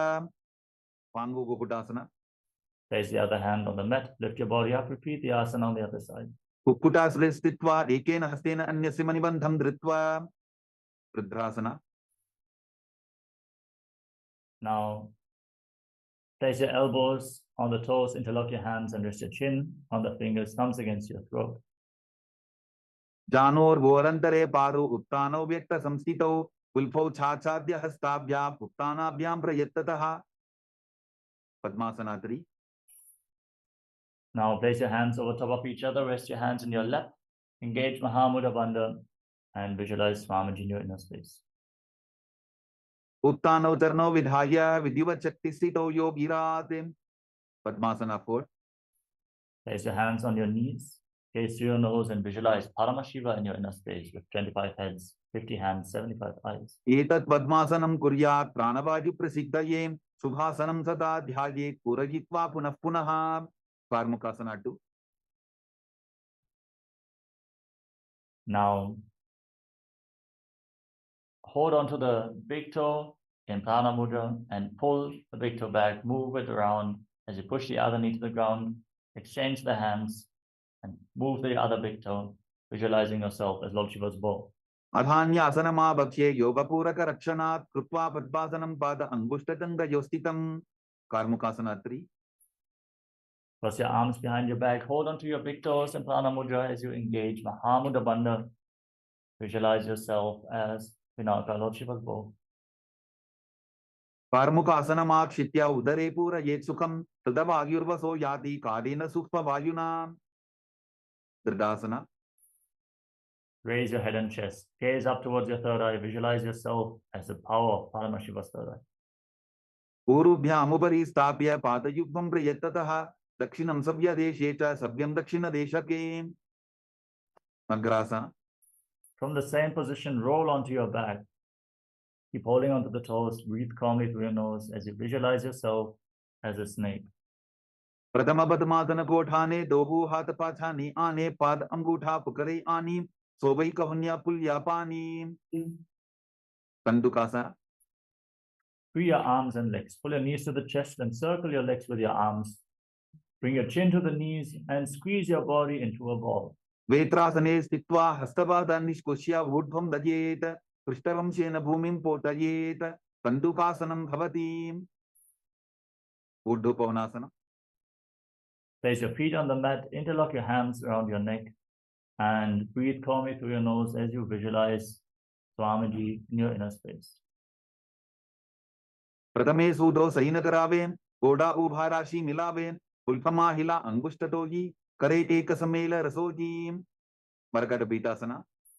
Place your hands under the heels, palms facing up. Raise your hips, contract your throat and perineum. Hold your breath as you visualize yourself as a powerful alpha egg. Uttana Shenam Padatale, Uttana Hastayo Hosta Pajetam, Uttana Shikipitakasana. Support your lower back with your hands. Pair your body weight with your elbows and extend your legs. Rangho Rubalahi Naschet, Uttana Shikipitakam, Apramatta Prakurvita, Bhukte Prabvisitendriyaha. Narakasana. Now kick your legs up, place your arms flat on the ground as you visualize yourself blissfully traversing to Naraka Loka unscathed. Iva Pandena Bhumim Vishtambha Pada Pratvayamurdham Utrajetan Tarapasanam Bhavati. Trikonasana. Now bring your hands back to your lower back. Straighten your body, lower your legs down, engage your core intensely as you visualize yourself as a boat crossing the ocean of samsara. Naukavat Stitvat Urdhvam Pada Vratvayan Dajetan Trikonasana Bhavati. Redasana. Now place your hands flat on the ground. Straighten your entire body. Be stable and sturdy like a flagpole. Breathe in Murcha Kumbhaka. Hold your breath intensely and visualize yourself as the Kailasa flag respected across all nations in Ugrasana. Trikonasana Viva Prishtapur Parihi Bhumim Vashtabhyam Mastakalakshen Padagradvayamurdhanajetan Vajasanam Bhavati. Vrittasana. Now lay down on your back in the final asana of this sequence, this intense Tritya Vinyasa Krama. Keep your hands at the side of the hips, palms facing up. Forcefully pull the awakened Kundalini Shakti up along your spine from the Muladhara to the Svadhisthana, the Manipuraka, Anahata, Vishuddhi, Angya, Sahasrara Chakra, from the root of your spine all the way to the crown of your head. Feel the flow of the Kundalini Shakti, Shakti Chalanmudra, as you stop any movements of the body and mind. Visualize your body is dead, and Swamiji, the Supreme Pontiff of Hinduism, is liberating you. Uttanam Shababat Bhumau Shayanam Tu Shabasanam Shavasanam Shramaharam Chitta Vishranti Karanam. Chant the Mahavakya intensely.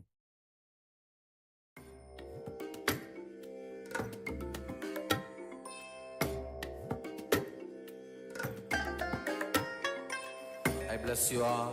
Let you all open all your three eyes and manifest the powers of Mahasadashiva. Om Nityananda Paramashivoham. Om Nityananda Paramashivoham. Om Nityananda Paramashivoham. Om Nityananda Paramashivoham. Om Nityananda Paramashivoham. Om Nityananda Paramashivoham. Om Nityananda Paramashivoham. Om Nityananda Paramashivoham. Om Nityananda Paramashivoham. Om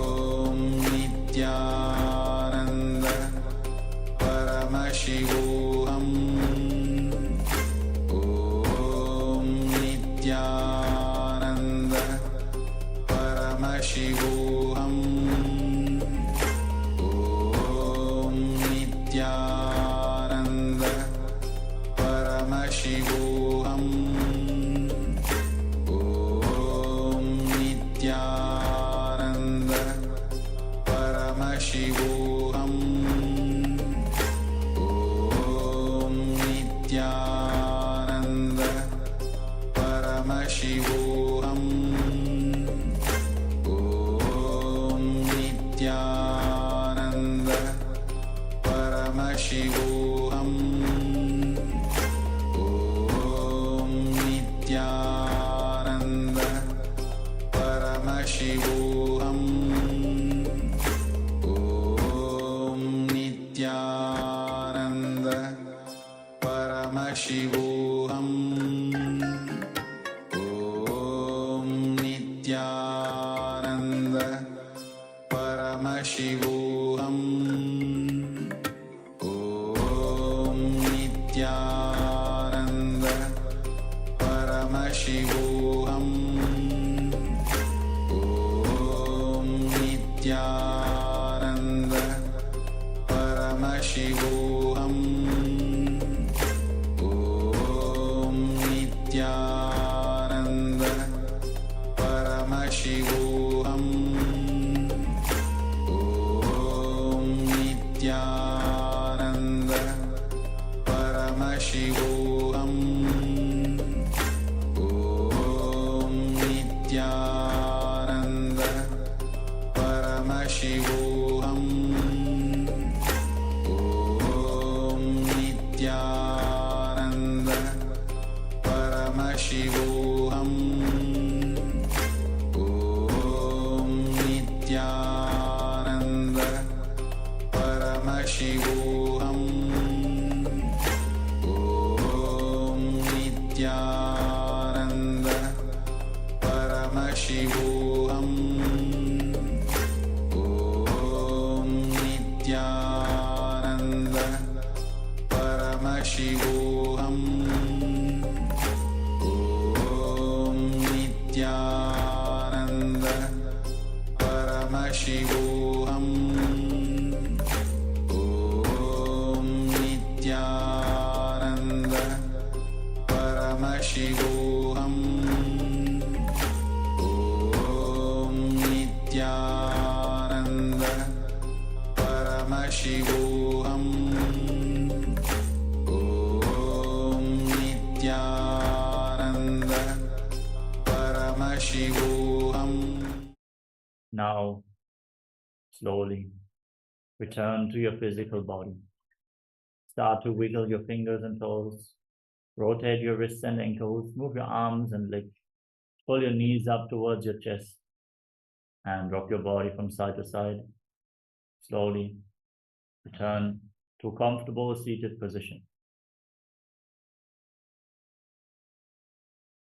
Congratulations for completing the Ditya Vinyasa Krama, the 308 asana sequence. We once more want to complete with all the participants for the rapid speed at which we had to go in between. And we must have been close to the world record that we are actually holding. We're holding the world record for the fastest 308 asanas in 1 hour. Yeah, but we want to complete once more. We will align and make sure that this doesn't happen again. So let us still celebrate that we all managed to pull through with the 308 asanas and get ready for the power manifestation session. Yes. Sit in a comfortable cross-legged position with your head, neck, and spine in a straight line. Join your hands in Namaskara Mudra. Visualize Swamiji in your inner space as we close this session with the Purna Mantra. Om Purnamadav Purnamidam Purnat Purnamudachyate Purnasya Purnamadaya Purnameva Vashishyate Om Shanti Shanti Shanti Hari Om Datsat Sarvam Bhagavat Shri Nityananda Paramashiva Paduka Arpanamastu Om Nityanandam. Thank you all for joining. Nityanandam.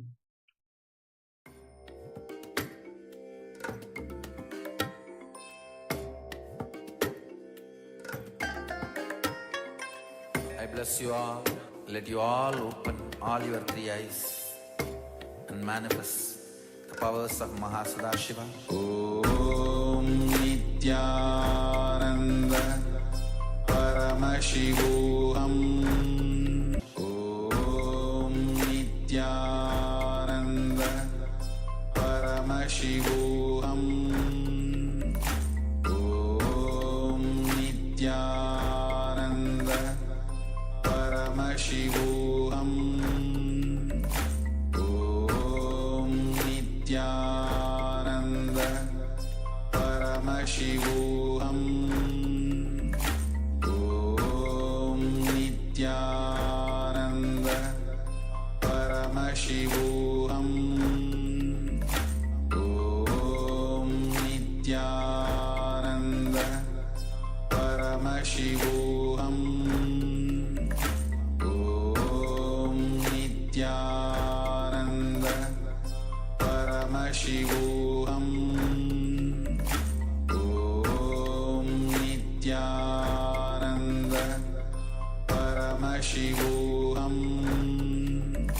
Om Nityananda Paramashivoham Om Nityananda Paramashivoham Om Nityananda Paramashivoham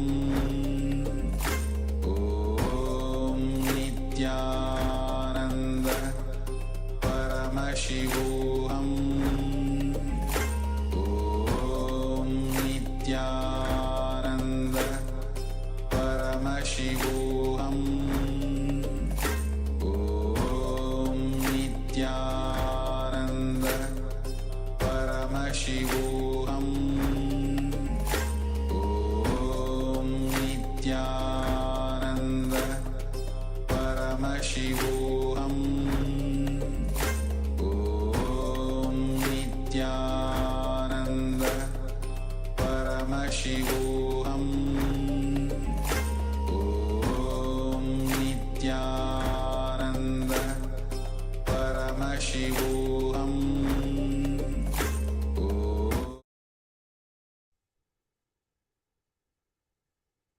Nityanandam.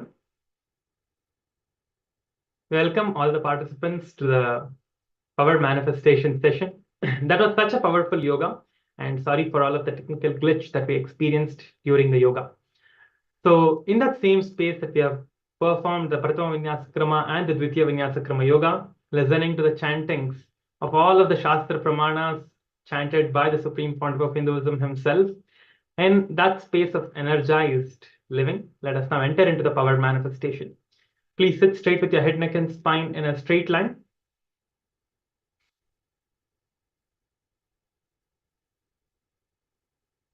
Let us now begin with the Sadguru Vandanam. Nityanandam Paramasukhadam Kevalam Jnanamurtim Dvandvatitam Gagana Sadrusham Tattvamasyaadhilaksham Ekam Nityam Vimalamachalam Sarvadhi Sakshibhutam Bhavatitam Trigunarahitam Sadgurum Tam Namami.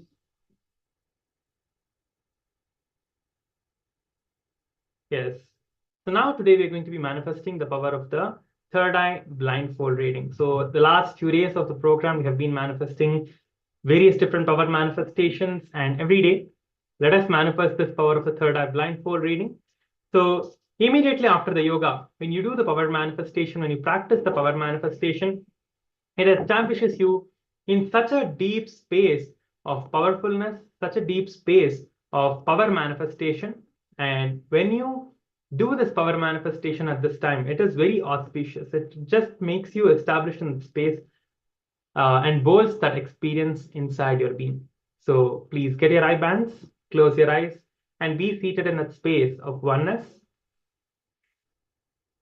Please sit straight with your head, neck, and spine in a straight line.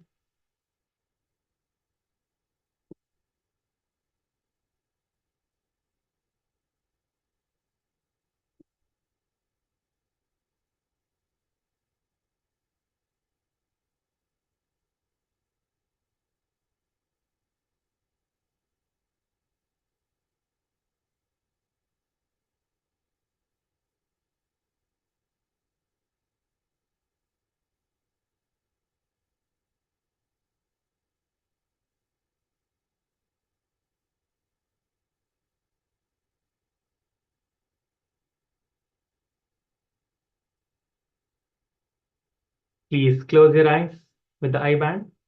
We will be listening to the Shastra Pramana now.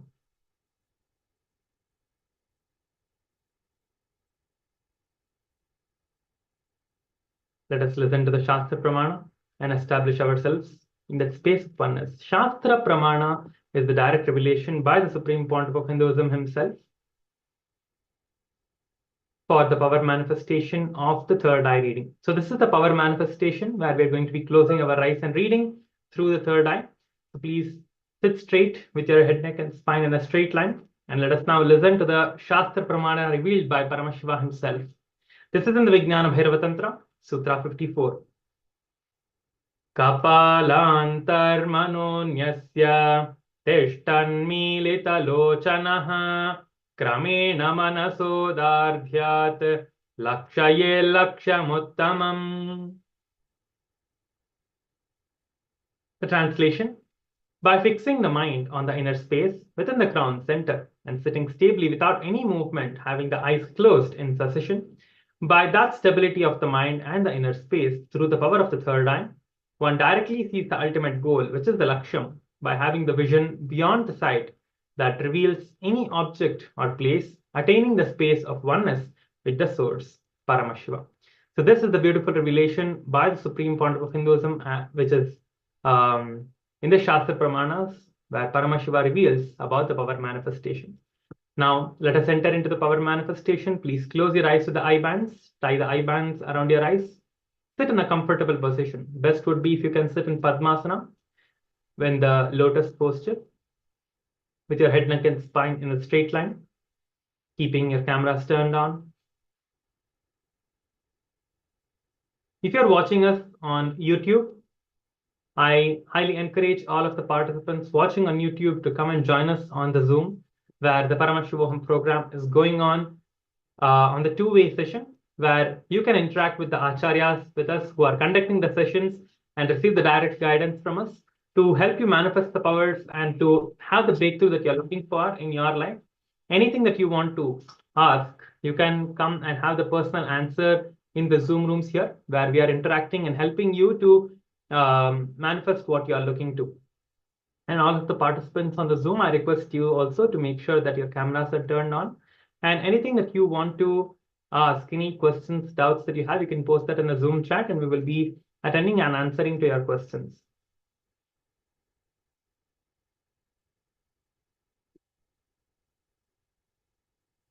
Yes, please keep your eyes closed. Do not open your eyes. We are entering into the power manifestation now. Please keep your eyes closed. Start chanting the Mahavakya. The image is being projected now. Establish yourself in that space of oneness. The image is projected. There are words here today.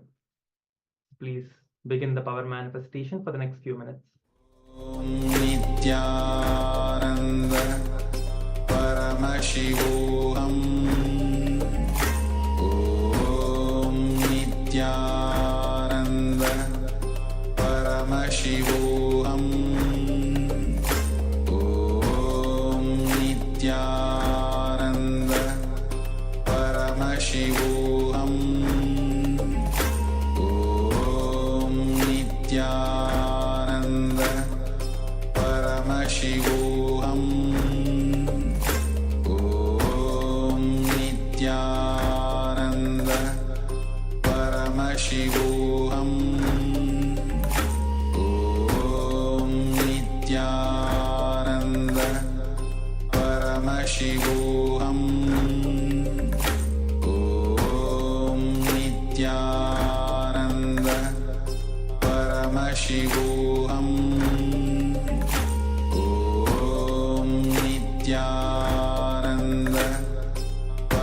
Paramashivoham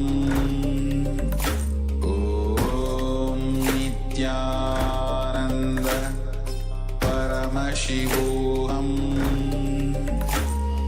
Om Nityananda Paramashivoham Om Nityananda Paramashivoham Om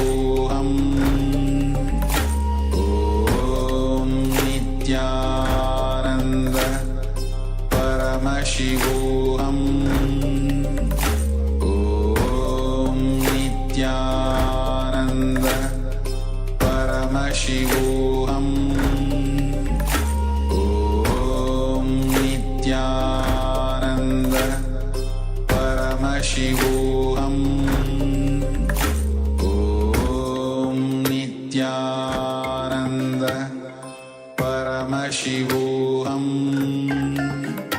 Om Nityananda Paramashivoham. Om Nityananda Paramashivoham.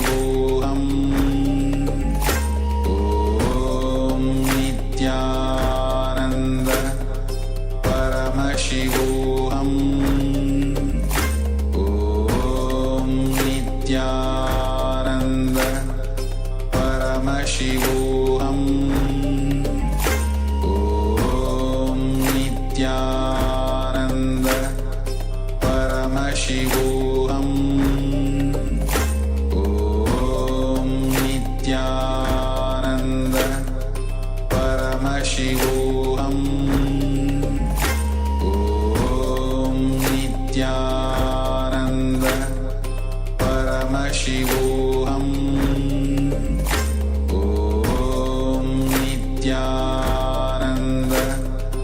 Paramashivoham. Om Nityananda Paramashivoham. Om Nityananda Paramashivoham. Om Nityananda Paramashivoham. Om Nityananda Paramashivoham. Om Nityananda Paramashivoham. Om Nityananda Paramashivoham. Om Nityananda Paramashivoham. Om Nityananda Paramashivoham. Om Nityananda Paramashivoham. Om Nityananda. Please relax and open your eyes. You can post whatever it is that you see through the third eye. Whatever was revealed to you by the Supreme Pontiff of Hinduism, please go ahead. Take a few moments and quickly share that with us on the Zoom chat or on the YouTube comments. Please take a few moments to quickly share that. We will be moving on to the next segment, the next session for today's Paramashivoham Level 2 program. Now the image is being projected for you to verify. So this is the text that was projected to you. Know your past life. That is the name.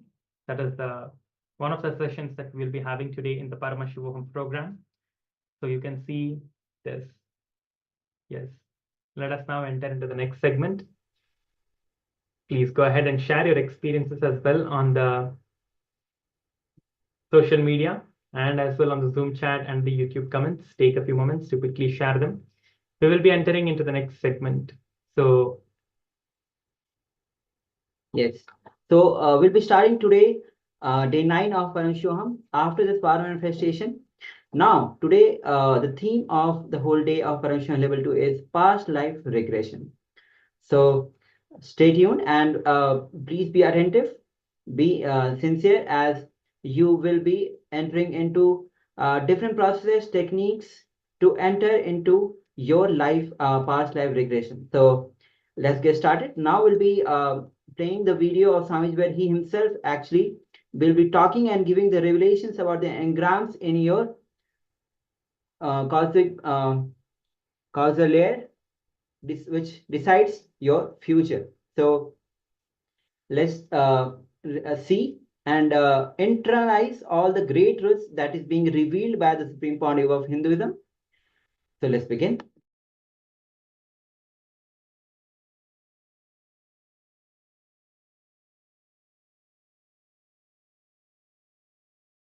Everything can be handled. Sariram yadavapnodi yachapyutkramadishvaraha grihid vaidani sanyadi vayurgandhani vashaya. The living entity in the material world carries its different conceptions of life from one body to another. As the air carries aromas, thus he takes one kind of body again, quits to take another. He says about again the samsara, the birth and death. Birth and death. Just how the air carries a smell, the consciousness carries your samskaras, the causal level samskaras, the mental print, and goes from body to body. Somebody asked me, Swamiji, will all the sins come with us? Please be very clear. Your sin or merit will not come with you, but the mental setup will come with you. For example, somebody has committed 100 murder. The 100 murder quantity sin will not go with him, but the attitude of committing murders will go with him and torture him. All your actions will be reduced to attitudes, like a capsule form, and that will go with you and torture the being. That is what Krishna says here.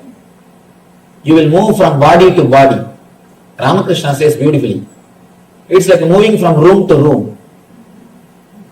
When Ramakrishna passed away, attained Mahasamadhi, Sharada Devi is about to remove all the bangles, all the Mangalsutra, all the symbols of Sumangali. Immediately Ramakrishna appears and says, what are you doing? Where are you gone? I am here. I just moved from one room to another room. Why should you remove all these things?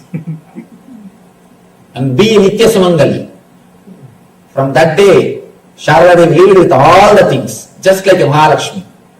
With everything she lived. And please be very clear, today in the modern world, these are all very easy. Those days, 100 years ago, and that also a traditional family. She is born and brought up, she was living with the traditional families, but she did it. Courageous women. I always tell people,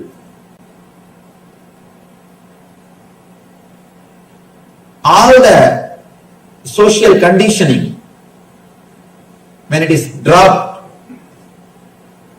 you understand your life and death is nothing but moving from room to room. You suffer because you are not able to leave the situations which you created. You created, working so hard, you created a beautiful house, got a big car, created a big bank balance. Everything is ready. Now you have started living. Suddenly Yama appears and calls you, hi, enough now? Come. It is time for you to come. The only problem is, whatever you created, that is being taken away from you. That is the problem. That is why you are afraid. When you are out of the social conditionings, you are not afraid of death. You know it is just moving from one body, one room to another room. Srotram chakshus parshananja rasanam granamevacha adhishtaya manaschayam vishayan upasevate. The living entity, thus taking another grass body, obtains a certain type of ear, eye, tongue, nose and sense of touch, which are grouped about the mind. He thus enjoys a particular set of sense objects. One more important secret he reveals here, Krishna reveals. based on your engraved memories in causal body, based on your engrams in causal body, you will create new senses. Understand? You will create your eyes, ear, tongue, nose and sense of touch, body based on the engram which you have in the causal body. If your mind changes, your body also will change. That is why in Samudrika Lakshana, there is a science called Samudrika Lakshana in India. Just by seeing your body structure, they will tell everything about your mind. Because they know the secrets. How your mind changes the body. How your mind can change your whole body. Here Krishna says, living entity creates your Srotram, Chakshu, Sparshanam, Rajanam, Rasanam, Granam evacha. All the five senses are created by your mind. Please understand, not only every time you take birth, every day when you wake up from bed, your senses are recreated. If you can change your thoughts, I can assure within 6 months your face will change. Many people come and tell me, Swamiji, after I started meditating, in 2 months my face has changed. My whole body has changed. It has got a different grace now. Please understand, when you change your mind, really your body changes. You will have different grace in your being. Beauty comes by makeup, grace comes by meditation. Beauty comes by medication, grace comes by meditation. Beauty is different and grace is different. Grace is something which makes the other person pleasant, which makes him feel at home. Beauty is something like which tempts him, which makes him feel excited. Beauty creates rajas in other person. Grace creates sattva in other person. That's a beautiful example. In Tamil version of Ramayana, they say, when Sita entered the court of Janagaraja, all the kings and rishis, including Vasishta, stood up automatically. When Sita entered, see, Sita is goddess Devi today. We all worship her. But when she lived, she is after all a princess. There is no need for Vasishta to stand up. She is supposed to come and touch the feet of Vasishta, because Vasishta is a great rishi. But just because of her grace, not because of beauty. Beauty will not create respect in other person. Beauty will create only temptation in other person. Grace only can create respect in other person. She is so graceful. She is radiating grace. The moment she walked in, including Vasishta, everybody stood up and respected her. The being, inner being, the mind creates the body. Mind creates the body. I wanted to tell you an important thing.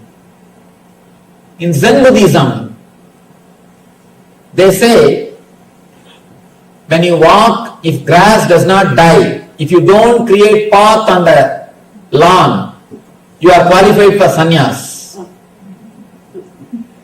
No, really. They live in small cottages, Zen monks. In front of whose cottage there is no pathway. In front of whose cottage the pathway is not created. He is considered to be spiritually evolved soul. They say, your feet should be, your walking should be so graceful, grass should not die.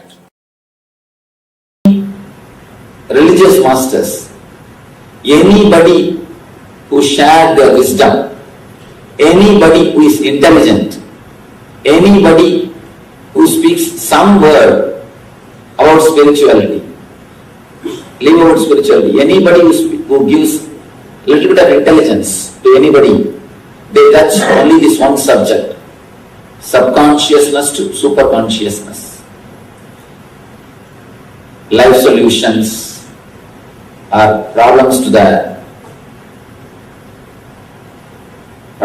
solutions to the problems which you are facing in the life. Anything related to intelligence is directly connected to this topic, from subconsciousness to superconsciousness. Whenever your activities, your thoughts, your mental setup are subconscious, you directly go towards suffering. You travel towards mithya, means which is ephemeral. The moment your words or your deeds are with consciousness, you simply travel towards superconsciousness, nitya, the eternal or eternity. All our growth, if at all you consider that somebody is growing, it can be only in this direction, from subconsciousness to superconsciousness. If you are moving from subconsciousness to superconsciousness, only then you are growing. Otherwise, you are only getting aged, getting old.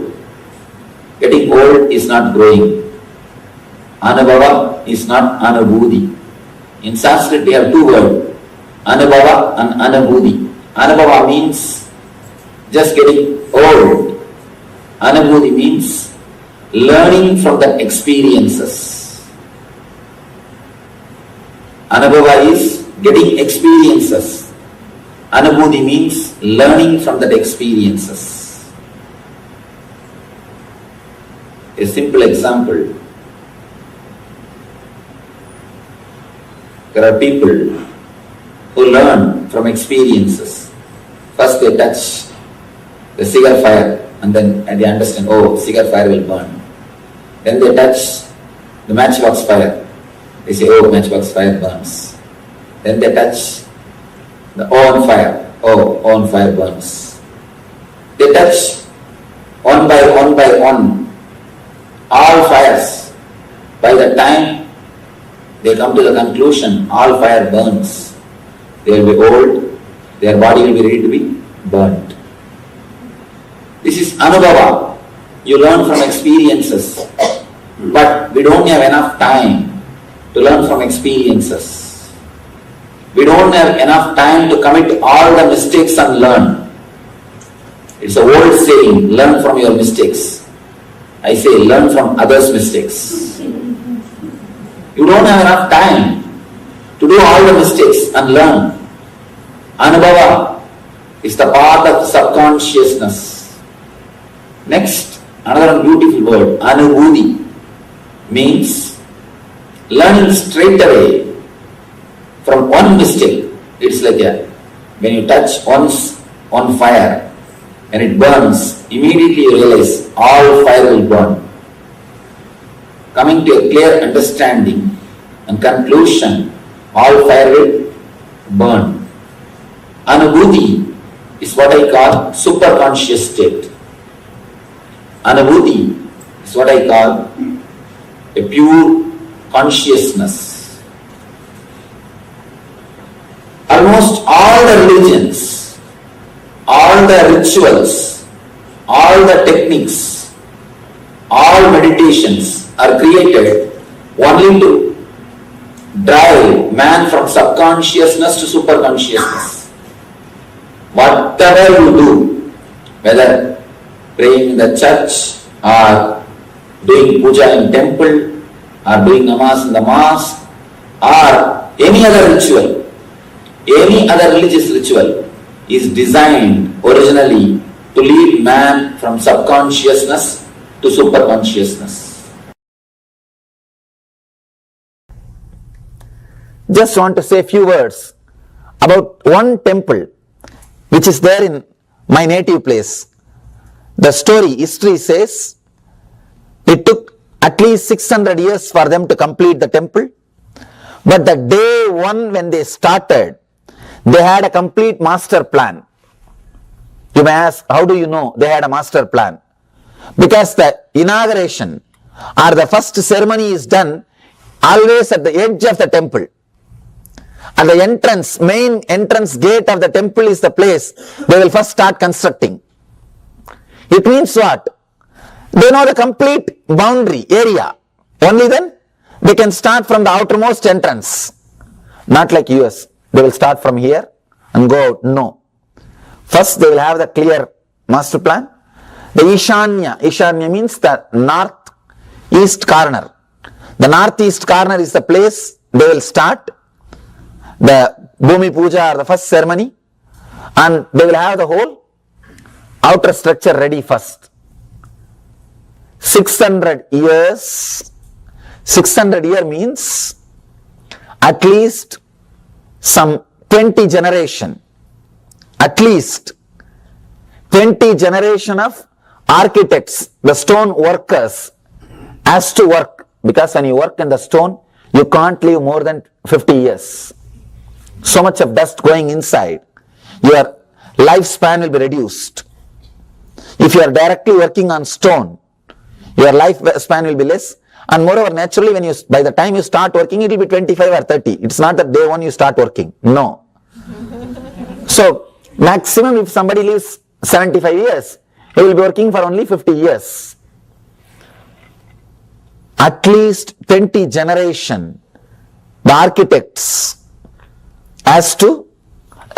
would have worked. One important thing you should know, there is no method to store the drawing. No paper, no laptop, no computer, no drawing mechanism, no electronic media to transmit that concept. Now we have so many methods. We have now 3D way of thinking. Means clearly they project in a 3D way. You can do alteration. So many things can be done in the laptop, in the computer system. So many things can be done. Those days nothing was there.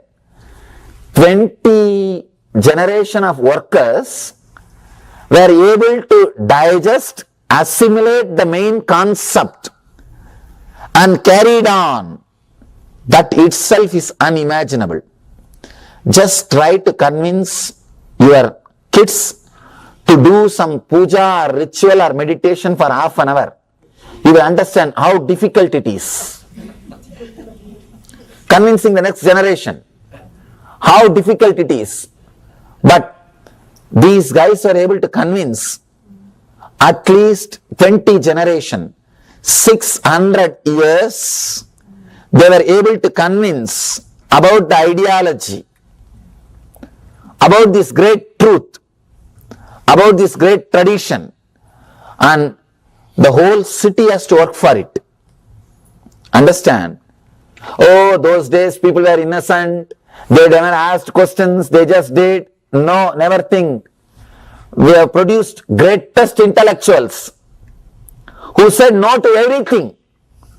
There are some books in Indian tradition. The book is called Kandana Mandana Vada. Means the author is pulling down all kinds of traditions. All beliefs and all traditions. Must be a tabloid journalist. The guy must have been a tabloid journalist. He has not taken birth in modern days. He is criticizing everybody right and left. See, these tabloid journalists, they will criticize everybody. They will never allow their pictures to be published in anything. Because people will start criticizing them. They will preserve their personal identity, their personality. That's why all over the world, people who write these tabloid things, they will have the nickname or some different face, different identity, just to protect them. This guy also does the same thing, criticizing everybody, but he himself is not proposing any theory. Disciple asks him, you are criticizing everything, I understand. You are saying everything is wrong, I understand. Why don't you propose a theory? He says, no, I will never do that mistake. Because next generation guy will criticize me. If I propose a theory, next generation fellow will criticize me. They had all this kind of a great intellectuals. They have given birth to the greatest atheists, Charvaka. 5,000 years ago, he is writing a beautiful theory. Actually, if you read the theory, the modern day atheists, like communists, all these guys are two pygmies. They don't have a strong logical intellectual support, idea to declare that there is no God. But these Charvakas have got a strong logical theory. Very strong arguments to prove there is no God. Even in atheistic theories, we have reached top levels. We have produced giant atheists. See, in the modern day atheists, they just spread atheism like a one more religion out of power. They don't spread atheism out of logic or convincing people. No. It's one more power over. I always tell people, atheism or theism, both are religions used by different people to achieve their ends. That's all. To achieve their ends. So, even in atheism, the Vedic tradition people have achieved different heights. They achieved different heights. And so logical. We had all these kind of people. But with all these kind of disturbances, with all this kind of atmosphere, with all these kind of people, our masters are able to create such huge infrastructures, temples, just because there is a truth behind the whole tradition. There is a strong truth behind the whole tradition. They were able to break stones just by sound. I myself have seen one yogi, he will just take a stone in the hand and create a sound through tongue. The hammer sound. Just as if the hammer is hitting the stone. Just in tongue he will create the sound. The stone will be 2 pieces and he will give it to you. Because sometimes I used to wonder how these guys have broken or digged out so much of granite. So much of granite. How could they get so much stone out of the hill? And how could they work so much with the stones? They used all methods, all systems, all different techniques. These huge temples and the lifestyle which they lived is the testimonial or the standing example of the power of the tradition. Understand, only if you understand the background and the power of the tradition, you will be able to relate with the technique. Otherwise, you can't understand this technique. Just the technique says, enter the sound of your name, and through this sound, you will go beyond all sounds and achieve enlightenment. It will be very difficult. It will be very difficult. If you go back to your home and your family, your spouse or somebody asks, what did that Swami teach you? If you say, oh, he told me to repeat my name. They can't understand. But for that you went to that Swami. I would have taught you much better things. That's what they'll tell. You went all the way to the temple to learn, to repeat your name. No. Understand. Unless you understand the whole background, you will not be able to relate with the technique which I am teaching now. You should know why Shiva is saying, repeat your name. Because traditionally, name is given by an enlightened being. according to the energy from which you took birth. If you are centered on intellect, head, then you are considered as a followers of Brahma. You will be more knowledge oriented. You will be more intellectual oriented. You will be given that kind of a name, Jana. Jana means intellect. You will be given that kind of a name. If you are more oriented towards heart, feeling, sensitivity, devotion, you will be more given a different kind of a name, belongs to Vishnu, Bhakti, tradition. If you are being oriented, meditation, technique, solid guys.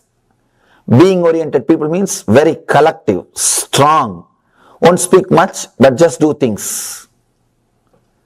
Strong people, tough guys, that's the right word. If you are that kind of a being, if you are that kind of a personality, seeing your engrams of your past birth, they will judge. If you are that kind of a personality, then you are Shiva energy. You belong to Shiva's energy, Shiva's tradition. They will choose name in that way. So, whenever you remember your name and the meaning with which, or the idea with which the name is given to you, that itself will remind you your path and the goal. Being reminded by your path and the goal is the best way to enlightenment. Vivekananda says, person who has got a clear goal and the path, if he does 5 mistakes, the person without the clear path and goal will do 5,000 mistakes. When you have a clear path and goal and constantly reminded about it, you will not waste your energy unnecessarily in different dimensions. Now, after becoming doctor and practicing 10 years, suddenly you will realize you are in the wrong place. Too late. I have seen many people, especially in this country, coming and talking to me. Swamiji, now I feel like I should change the profession. You can, but too late. And after living so many years, they say, I am with the wrong person. You can change, but too late. The years you lived, over. Years you lived is over. Because after all, you are going to be on the planet Earth for some 70, 80 years. Maximum 100 years. And the number of years you lived, wasted, over. So understand, having the clear idea about the engrams which you brought and your path and the goal will reduce the time wastage, energy wastage and unnecessary things getting accumulated around you. You will not waste your time.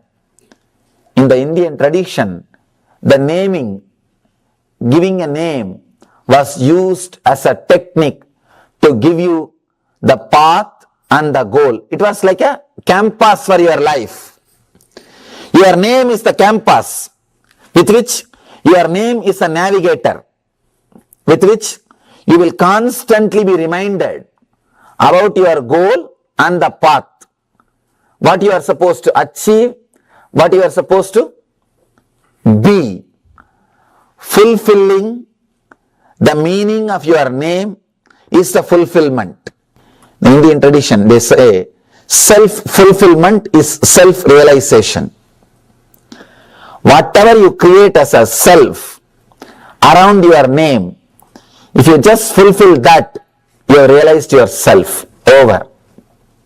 You realized yourself. If you are fortunate enough to be named by an enlightened being, understand, all you need to do is to experience that name. Don't do any analysis. Don't think, oh, my attitude and identity looks different and he gave different name. How can this match? Never think. Just take that word, take that name and feel that is your life and that is the password for your inner consciousness. Use that as a password. Your new inner software will open. New world will open for you. You will experience a new space. That is the reason the enlightened masters insist on spiritual name. Insist on spiritual name. Identifying your spiritual identity and reconnecting yourself with your higher spiritual self. This technique is a very powerful technique. He says, enter the sound of your name. Understand? Means you are not supposed to repeat loudly. You are supposed to repeat internally. The sound should be happening internally and you should just enter into that vibration. One more thing. Sanskrit language is not created just to convey some logical prose idea. It is not just a linguistic purpose. Sanskrit has got phonetic purpose also.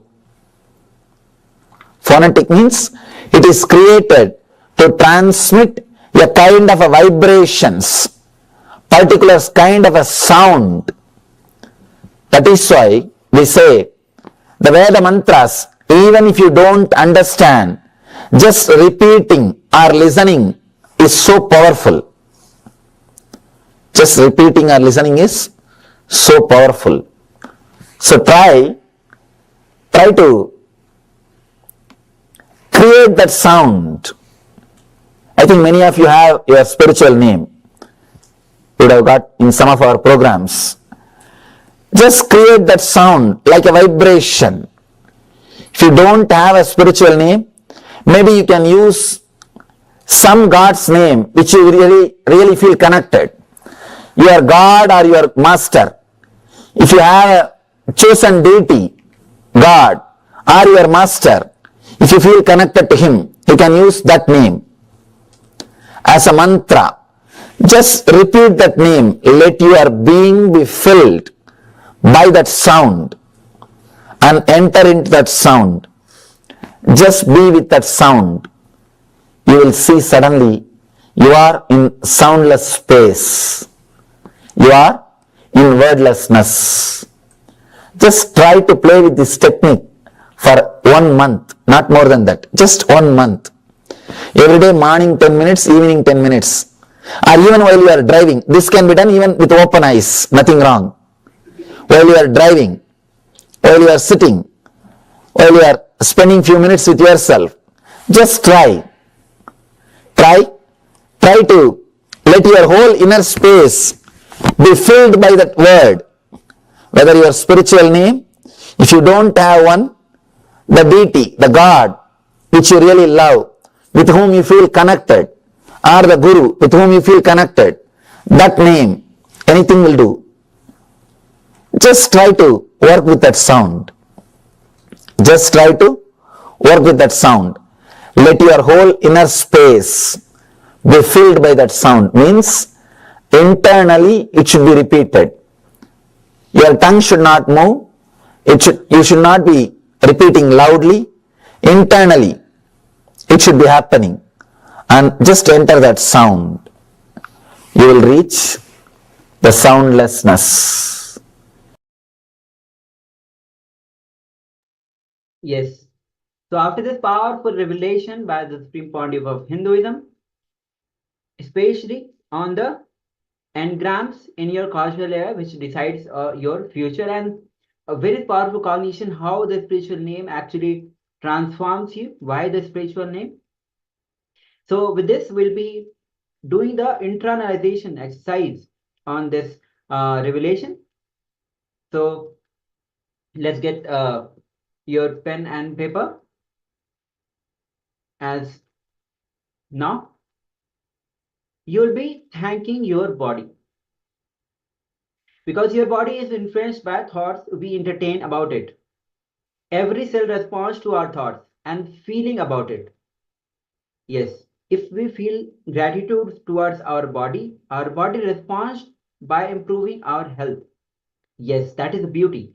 So if we feel gratitude towards our own body, our body itself responds by improving the health. So here itself is one of the great technique or the direct technique how to improve the health.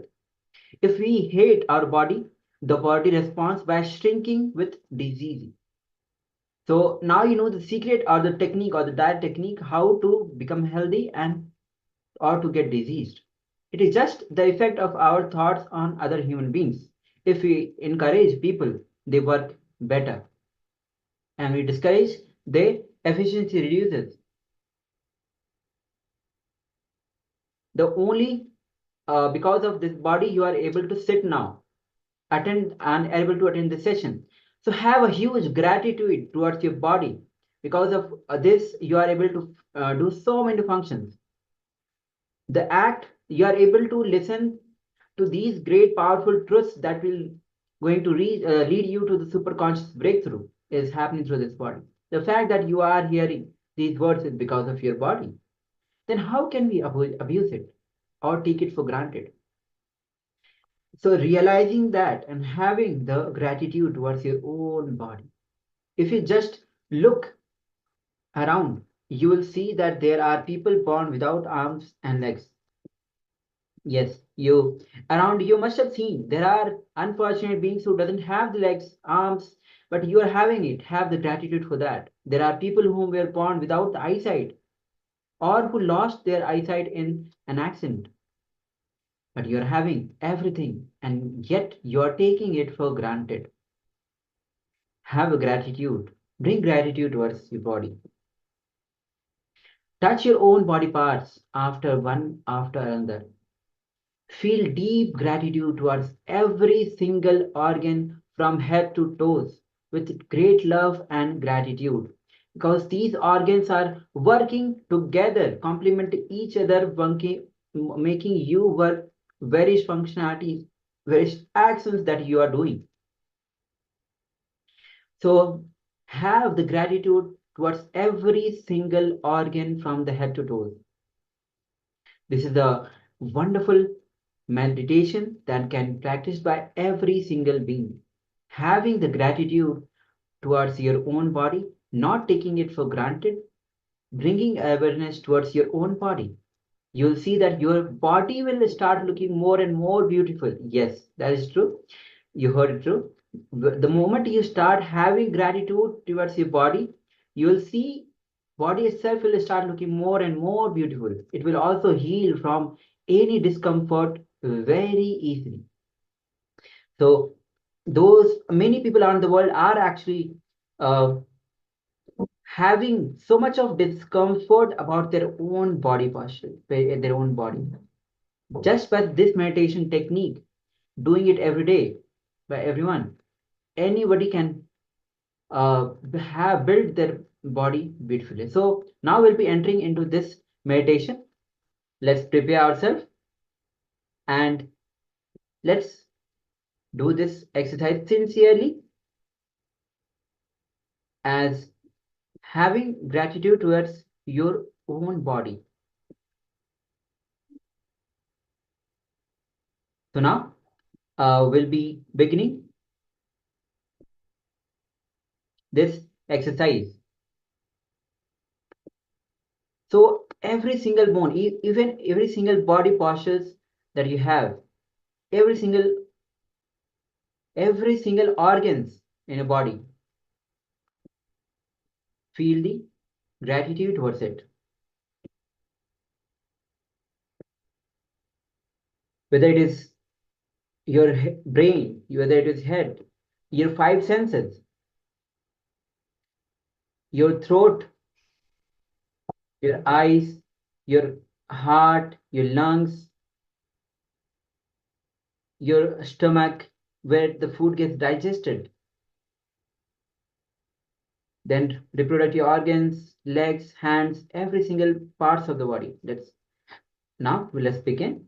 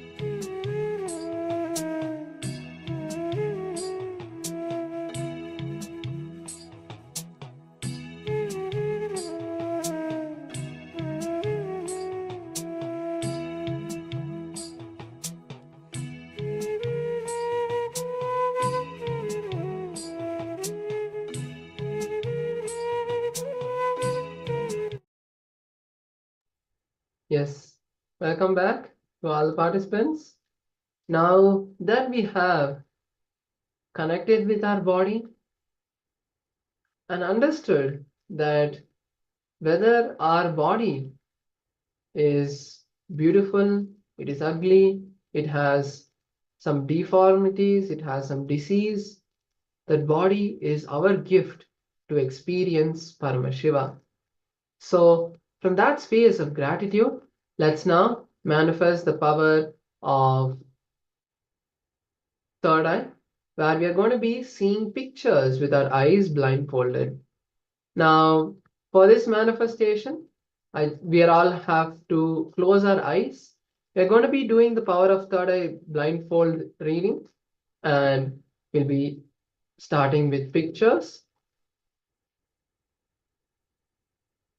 So close your eyes now and be seated. Tie your eyes. Start visualizing Swamiji in your inner space. As we saw in the previous round of power manifestation, the Shastra Pramana for the power of third eye tells us to bring the visualization of Swamiji in our inner space and chant the Mahavakya. Om Nityananda Paramashivoham. So the image for all of you to start seeing is now being projected. Intensely chant the Mahavakya. Request Swamiji to reveal whatever is being projected. Let's begin. Paramashivoham Om Nityananda Paramashivoham Om Nityananda Paramashivoham Om Nityananda Paramashivoham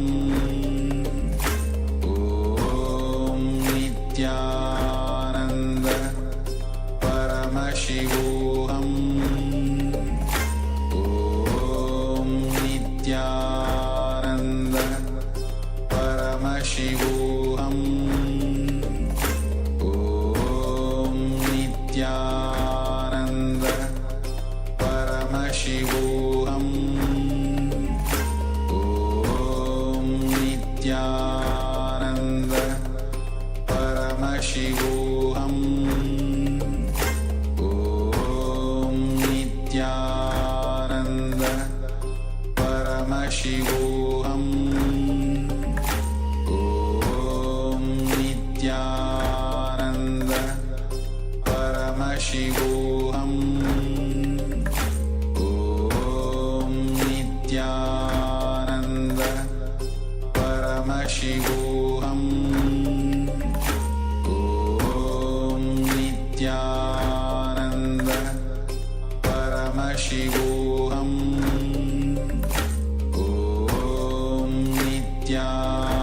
Nityananda Paramashivoham Om Nityananda Paramashivoham Om Nityananda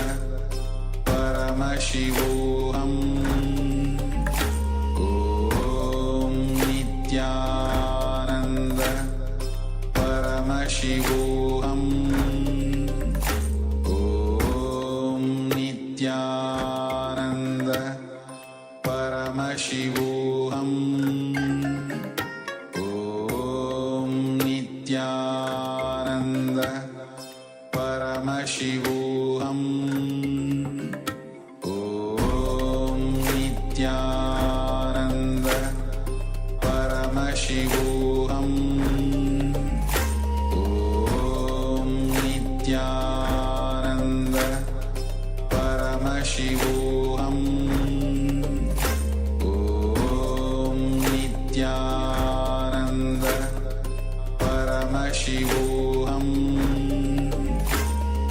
Om Nityananda Paramashivoham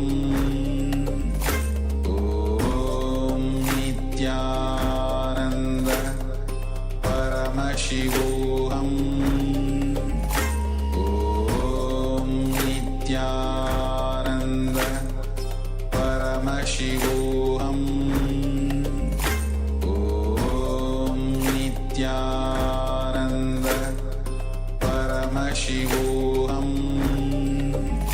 Om Nityananda Paramashivoham Om Nityananda Paramashivoham Om Nityananda Paramashivoham Om Nityananda Paramashivoham Om Nityananda Paramashivoham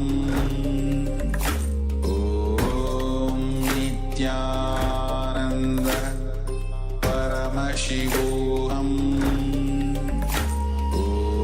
Om Nityananda Paramashivoham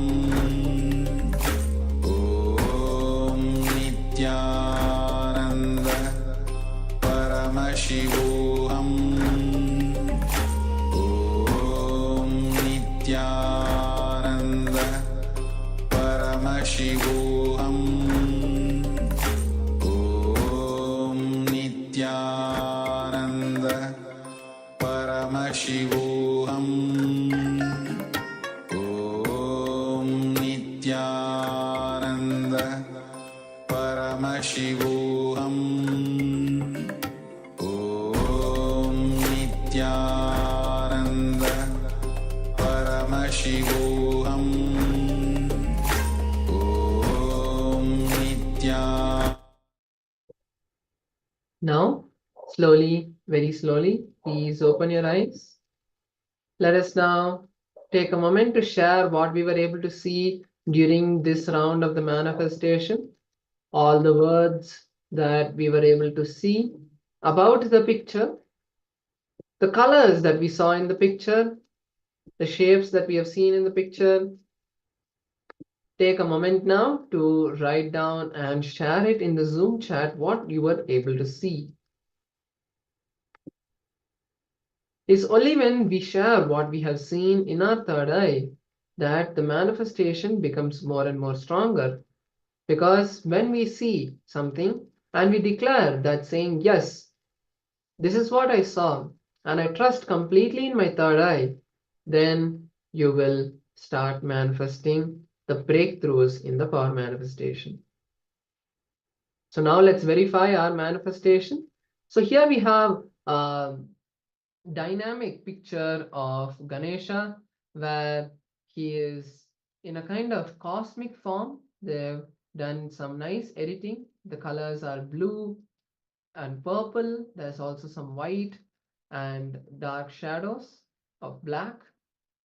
And in this picture, we can see that there's like circle shape and there's also like triangle shape. So if you're able to see any of these, that is beautiful. You have manifested. And actually one of the participants has seen saying that many round circles, actually Ganesha's ears are like circles, and even Ganesha's beautiful belly is also in a circle. So yes, you have manifested the first breakthrough in this power manifestation. And let's now move to the next image. So now once again, please close your eyes and be seated. We have the next image ready for all of you. Close your eyes. Visualize Swamiji. Start chanting the Mahavakya. Om Nityananda Paramashivoham. We're projecting the image. Intensely chant the Mahavakya and request Swamiji to manifest the word. Let's begin. Paramashivoham Om Nityananda Paramashivoham Om Nityananda Paramashivoham Om Nityananda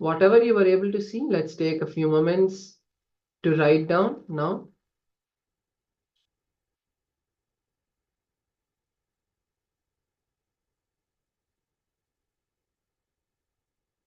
Okay, so let us now verify our manifestation. So here we have the image of a beautiful icy mountain, and you can see that there are like 3 mountains in the image. You can see there are some clouds, and you can see the name of this mountain. If you saw, it is Mount Everest from one of the angles. So if you were able to see this image that is beautiful, you have started manifesting. So now with this, we come to the end of this manifestation. If you are yet to manifest, that is perfectly fine. Today, whole day, we are going to be focusing on this manifestation. So if you need more help, more guidance, more powerful cognitions to help you manifest, please feel free to share in the chat, and we'll be able to help you and make you manifest the power. So let's now move into the next session, where we are going to be learning about the science of how to connect with the self within, with the divine. So our body is basically an antenna, if you may call, that connects with the cosmic energy. It's a mirror that reflects the cosmos. It is a cable that allows the cosmic energy to flow. When we bring the patterns inside us, when we bring the incompletions inside us, we have the impurities that are added to the copper, which makes it less conductive and wastes more of the energy. It becomes like a broken mirror. It becomes like unpositioned or unconnected antenna. So to remove all of these disturbances, we are now going to be learning the science of how to connect with the cosmos once again, how to establish that connection with the cosmic energy and become a channel to manifest the reality that we want. Let's now be in the space of listening and enjoy this satsang.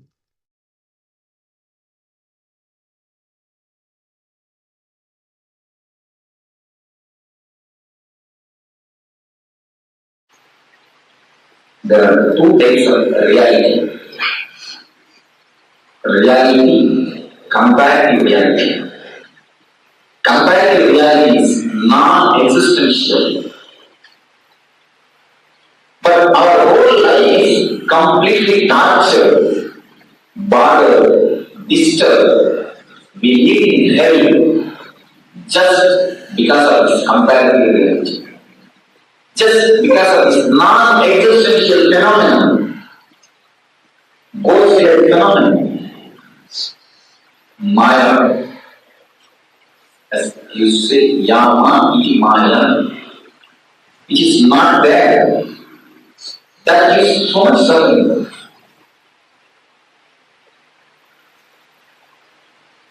Continuously comparing. Anything, any step, comparison. Mahavira says beautifully, when somebody is sent to this world, whatever quantity food he takes is also sent to the world. Anybody changes? Mahavira's idea. Not only your food is sent, I say, when you come to this world, you bring enough energy, karma, capacity to work out and to live your life perfectly. But as soon as you come here, instead of living your life, you started living others' life also by comparing. You have been sent with 10,000 rupees to NGO to bring a tea. After you go there, you meet a friend who purchases a refrigerator. It's a 50,000. Later, you switch over to the refrigerator or you purchase both refrigerator and tea. Then the remaining money,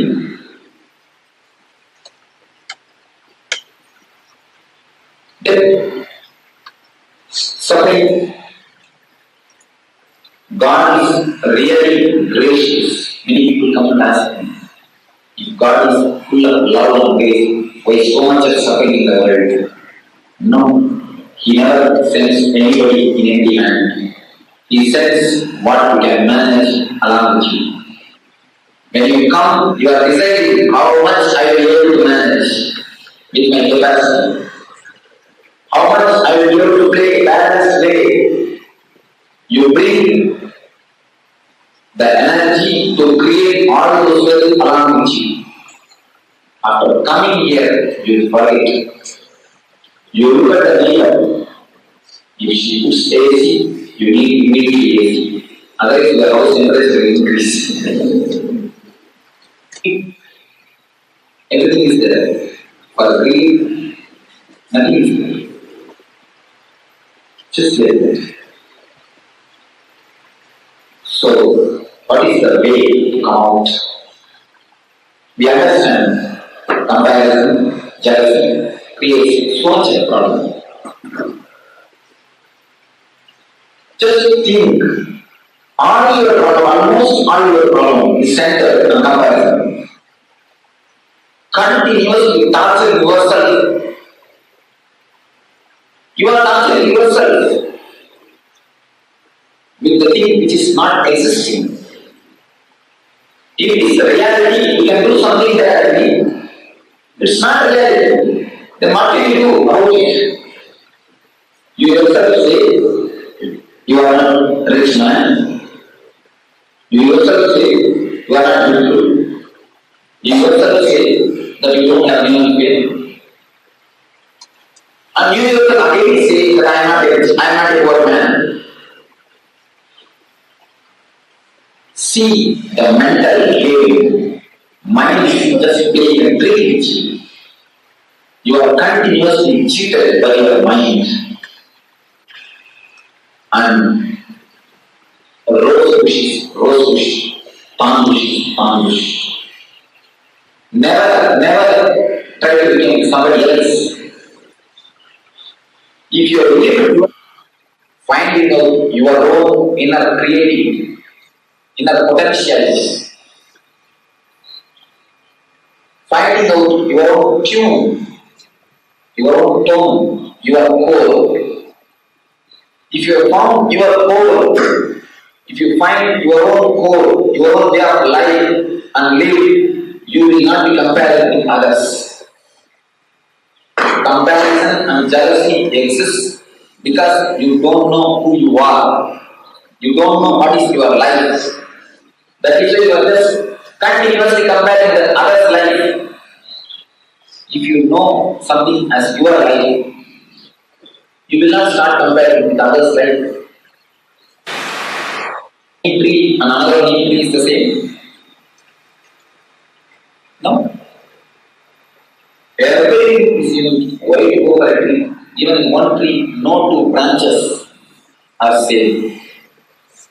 If you look deep, no two leaves are same. Everything in existence is as unique as it is. Nothing can be compared. But man is the only animal uprooted from existence. We are continuously comparing. We have lost connection with existence. If you are rooted in existence, in the God, in the nature, you will not feel that you are uprooted. You will feel, you will know that what is the core of your life, what is the uniqueness of your life. You will not be comparing yourself with others. You will not be living for the sake of others. You will be living your own life. You will be fulfilling your own life. So now you enter into the technique to find out your own self, to be rooted with existence, to have tune with our being, to discover the core of our being.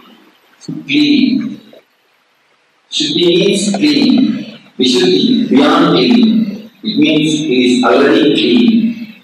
Only I have made you, I ask you to study, not to contaminate it for 20 minutes. What I said, nothing, just sit. I added few words for ladies. For gents, I told only sit. Sit, that's all.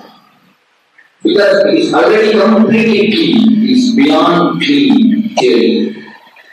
Try that is anything else. Because this chakra is not at all disturbed.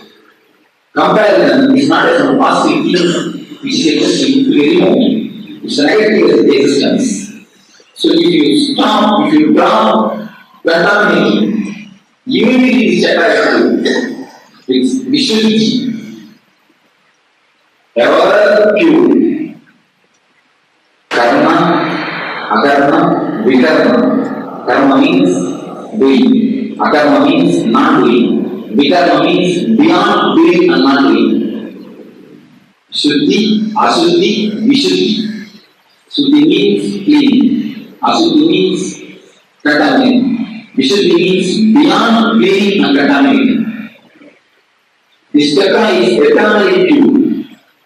Only we are trying our best to contaminate. I ask you to keep quietness for 20 minutes, nothing else. This is the simplest meditation technique.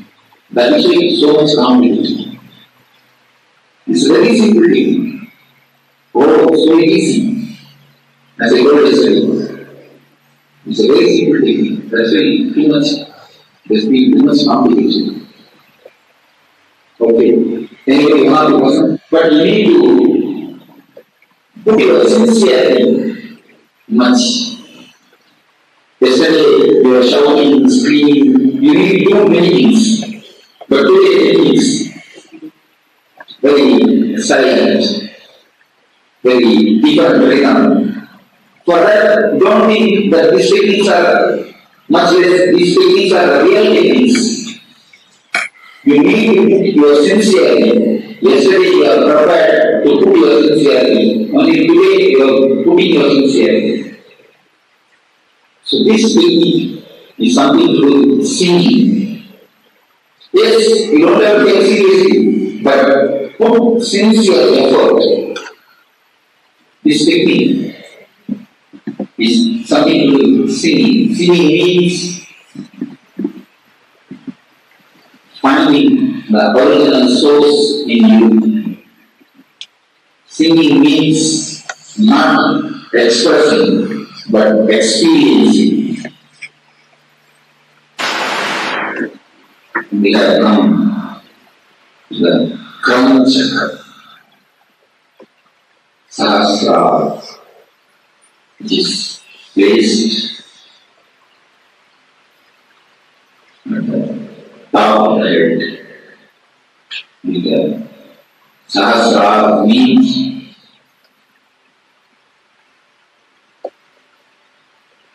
thousands of countless. It is not exactly thousand. It is not meant, but 1,000. Countless is the because are ladies, the R, E, which is countless. They just want to express the infinity. So they are using the word Sahasrara. This chakra is open. This chakra opens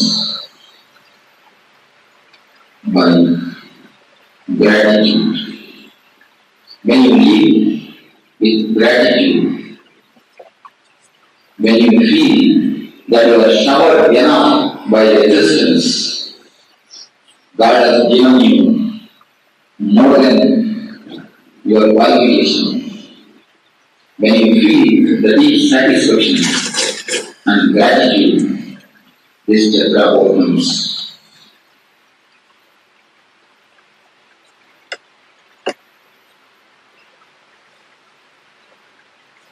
The way of life. There are many ways of life.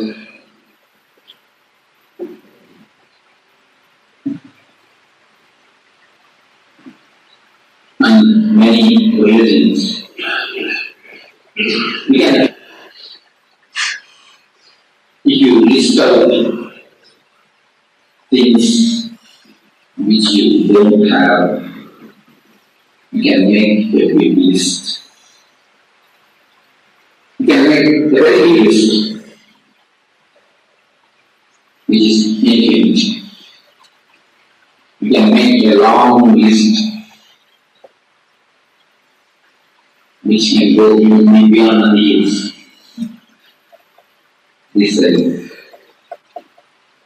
The same way, if you make things which you have, you make a list, the things which you have, that also you can make a long list. You can start with your have, because many people don't have. Start with have. You can make a very big list. Decide the big list. And decide another big list.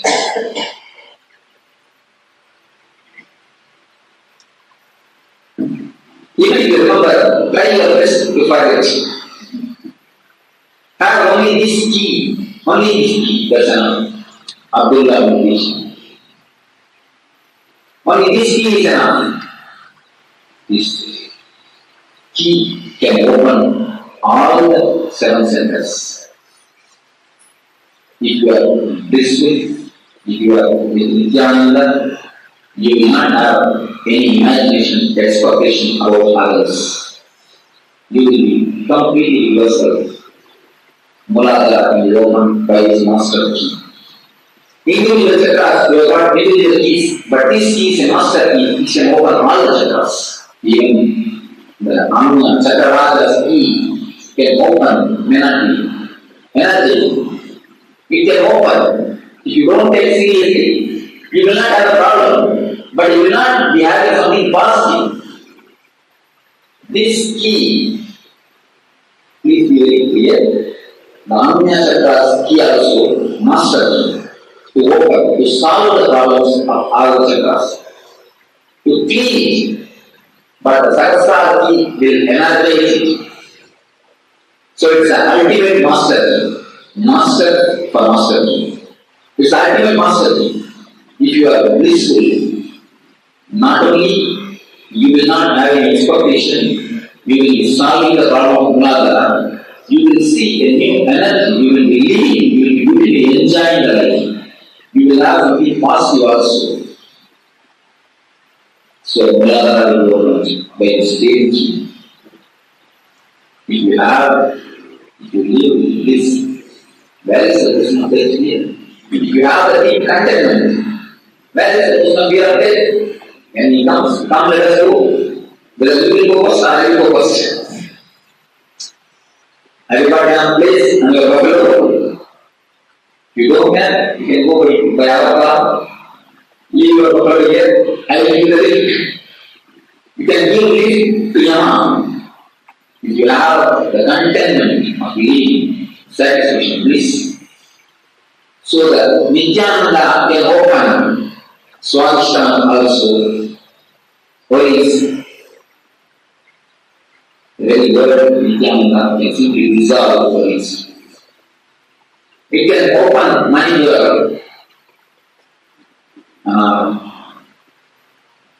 when you are full of ananda. You will not ask any attention from others. You will just give attention, love. You will really love. You will not be taking, you will be giving. Now, two beggars are standing in front of each other and asking for wedding. Please give some attention. Please give some attention. Instead of that, we will be in a question of giving. You should give your blissful. That is a question of comparison. Compare with others.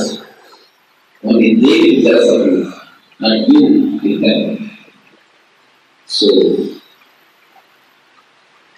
you should be also involved by his master key, the energies. Man was lived throughout his life as an atheist. At the end, somehow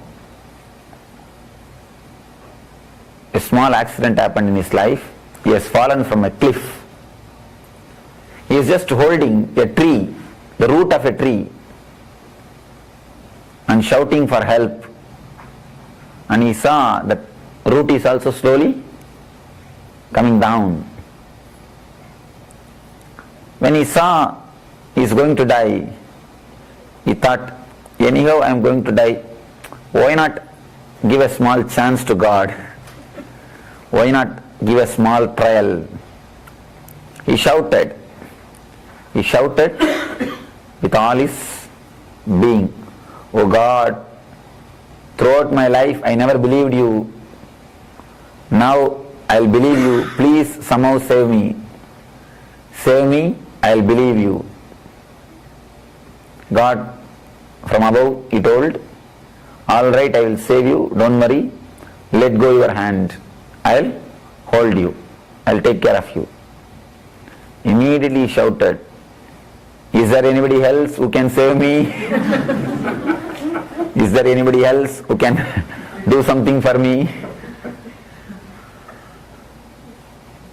Whenever you relate with the divine through fear, you end up in the same way. Neither through greed nor through fear you can relate with the divine. You may try your best, but relationship can never happen. One captain and his subordinates, 3 persons, all the 4 were traveling in a ship. Suddenly the storm has attacked the sea. The ship has started shaking. They felt totally insecure. What to do? Captain started praying fervently. Oh God, somehow save us. If you save us, we will stop smoking. But God is not listening for the prayer. Still, the ship is shaking. After 10 minutes, he started praying, God, please somehow save us. We'll stop drinking. No answer. Still, it is shaking. It is becoming only worse.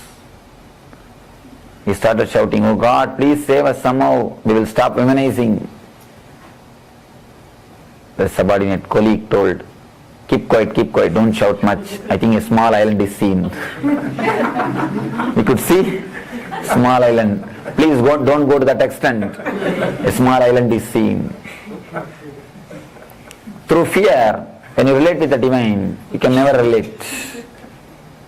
Next, through Oris, Manipuraka.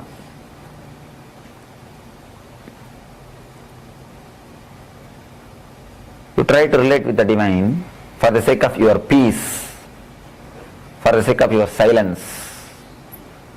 Now you will enter into a new phase. You will be able to relate. Fear and greed will never open the door to the divine. Asking for peace will just allow you near that vicinity. Of course, just if you ask for a peace, you cannot enter into the temple of God, but you can enter that vicinity. In a way, it's like you will not have the citizenship, but like green card. You will have a green card. Asking for peace is like a green card. You will be under the trial. You will be under the watch. But a good step. You will be allowed to park, but not to enter into the temple. When you ask for the next step, creativity, the throat. Through creativity you can relate with the God. Relating with the God through creativity. Now only first you will be entering into the space of the divine. That is why you can always see through art, through dance, through poems, you can relate with the divine very well. Then through offering your money. I have seen in India people who pour all their wealth on the temples. They will be pouring the wealth, getting only the blessings of priest, never the God. Person who pours his being, his emotion, his creativity, person who writes poems, person who creates dances, person who creates painting for the God, I have seen always they relate with the divine, they get the blessings. Whenever you pour the wealth, you get the blessings of the priest. Whenever you pour your being, you get the blessings of God. I have always seen people having great satisfaction and blessings in our ashram also. When they come and do some service, creativity, some way of spending the time, they go with more satisfaction, more benefit and more result than the persons who pour the wealth. Of course, when you pour the wealth with humility and humbleness, you spend the time also, you spend the heart also. Whenever you put only the money, not the heart, you try to relate to the divine through greed and the fear. Only when you put your time, only when you put your creativity, only when you do something for the divine, you try to relate to the divine through the plane of creativity. You can always see throughout the ages, in the spiritual histories, not only in Hindu tradition, in all the tradition, the spiritual figures,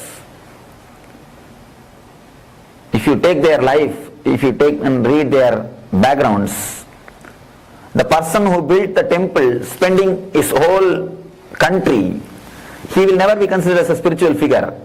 But the person who went there and sang 10 lines on that Lord, he will become a spiritual figure.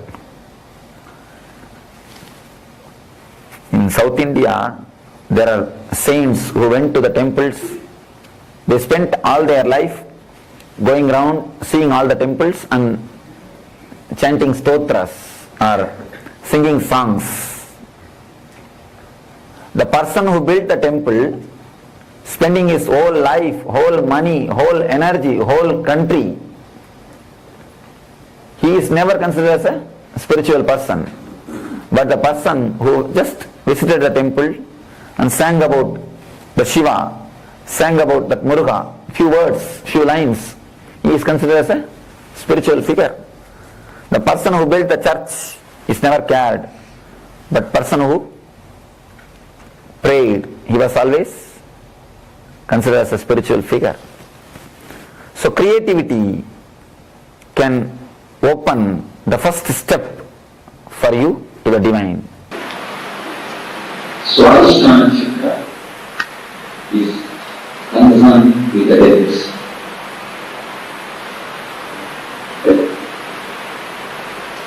Chakra, which is just below the navel. Chakra below the navel, above the spinal cord, Yoni.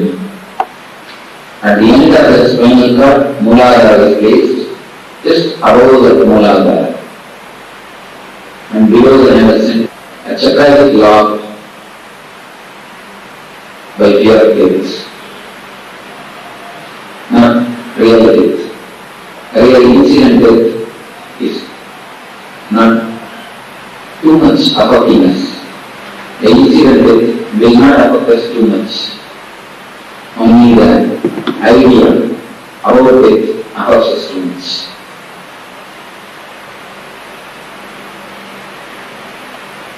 This chakra directly relates with the fear of death.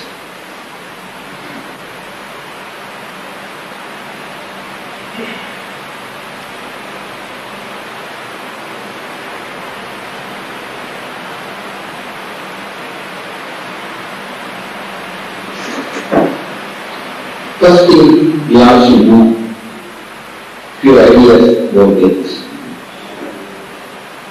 Let us have few discussions about death. What is death? Somebody can answer.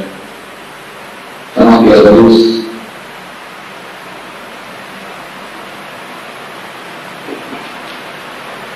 Disassociation of the Atma with the body.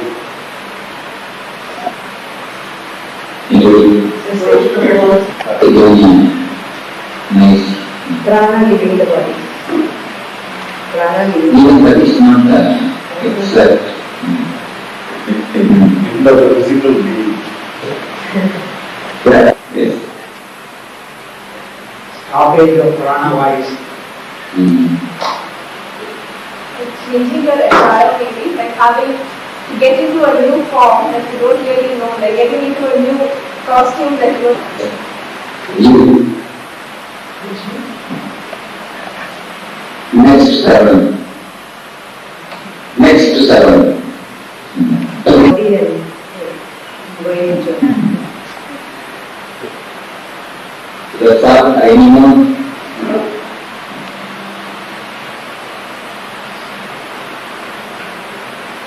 And the working fluid that goes to make it more. Almost all of us are given our views. One who was already married. That is what we do. Nearby, really, the last one there. Is there really nearby? Shall we go on? Right, somebody. Even a man who died will not be able to give authentic experience about death because he has not lived his death. None of us live our death. We pass into coma before we die. Any allopathic doctors, according to allopathic system, all of us pass into coma before we die. All of us enter into coma when we die. So none of us have the experience of it. So even if you make a man who has died to speak, he will not be able to give a clear explanation. But the master of death, Yamarama, gives a very beautiful explanation in Utanasana. Firstly, don't ask how and why. Then give the instruction. Don't create any opposite idea in your mind. Don't allow your logic to work. Just completely come with my instruction. Feel as if you are holding my hand and coming with me. Don't worry about anything else. You are completely in the safe side. Don't worry. Just go deeply, as much deeply as possible with the instructions. That's an art. They cannot say themselves. Anybody who feels little bit afraid, I have asked God whether to come back. Don't worry, nothing will happen. I already know that. So don't worry.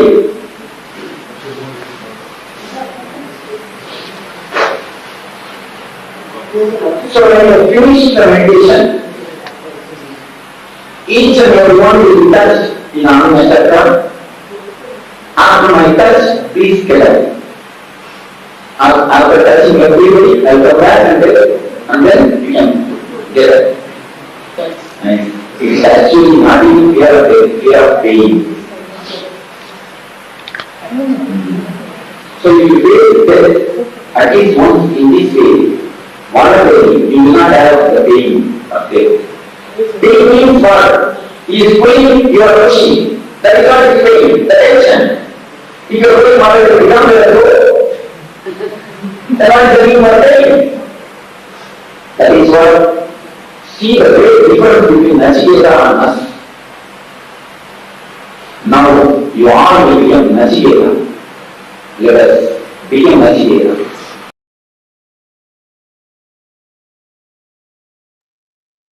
Yes. So after this beautiful revelations by the Supreme Pontiff of Hinduism as what defines the root of our life, how it is, how the energies in our body works, how do we connect with the cosmic energy, and how and what leads us in the root of our life. So with this, we'll be entering into the internalization process, facing your fear. So let's understand that fear is what leads to anger. Yes, that is truth. Anger is fear is the actually the root cause which leads to the anger. Fear is the passive form of energy, while anger is its active expression. So anger is the active expression of the fear.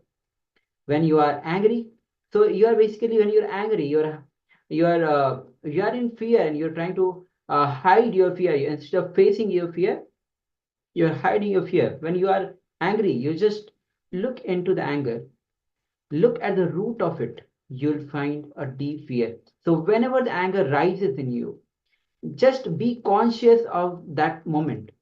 Look from where the anger is arising. You'll realize that it is through a deep fear it is arising. So try this. If you are feeling fearful, express anger at that time. Throw your hands, expression, basically express your anger. Throw your hands, stamp your feet, express the energy, because anger is actually an energy. So express that anger energy. You will see the fear just disappears, because you just exhausted the energy and the fear disappears. You will see how fear can simply transform to anger. So whenever the anger comes, you look deep inside you. Similarly, fear can also transform to hate. You just need to be aware of yourself. Witness how the emotion subtly changes from one form to another. So if you are constantly aware, witnessing about the different emotions that arises in you, you can actually see within yourself how the different emotions changes the energy in you, how it transforms. When you understand this play, you can easily get out of this game. Yes. So when you actually witness, you don't have to get engaged in it. You have to witness. The moment you start witnessing it more consciously, the more you get conscious about the happenings of these emotions, the more you witness these emotions and the changing its form, you will get out of the game because you became conscious of this. So now it is time that we look into ourselves, look into all the fears that arises in you. Connect with each of your fears in your inner space. Allow the fear to come up inside you and express it through the anger, through the expressions. Stamp your feet, do whatever. Just express that energy, express anger. Pick incident by incident. So the time do this process, this internalization really intensely, as you'll see the transformation happening right now, just being witnessed to the incidents, the fear which is arising in you right now. So now let's get ready. We'll be entering into this intense process.